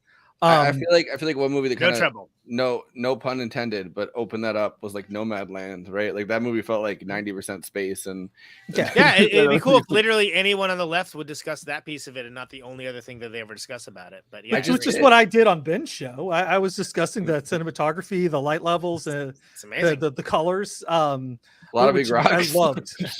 she sees a lot of big rocks.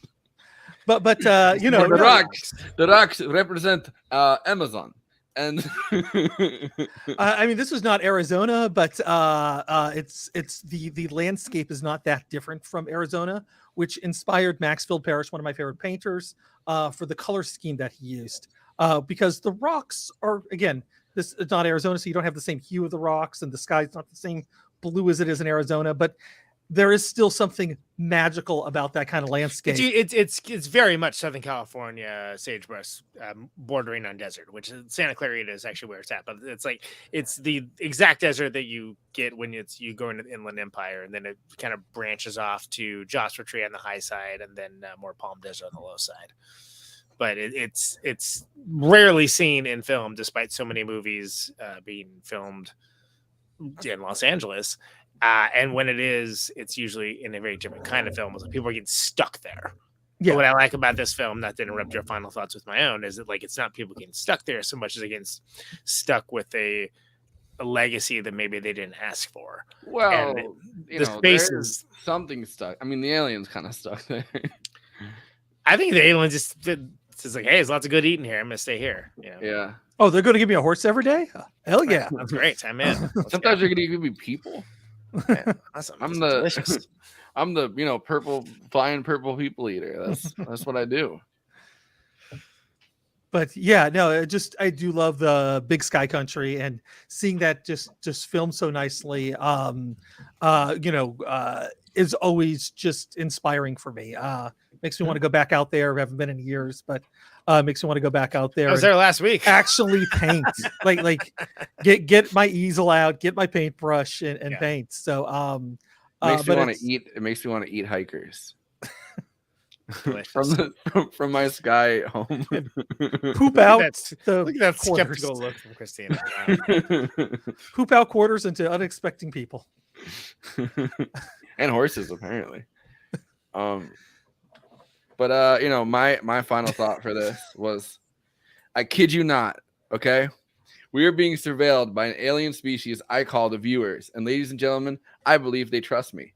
If they didn't, I don't think we'd be here tonight on this podcast.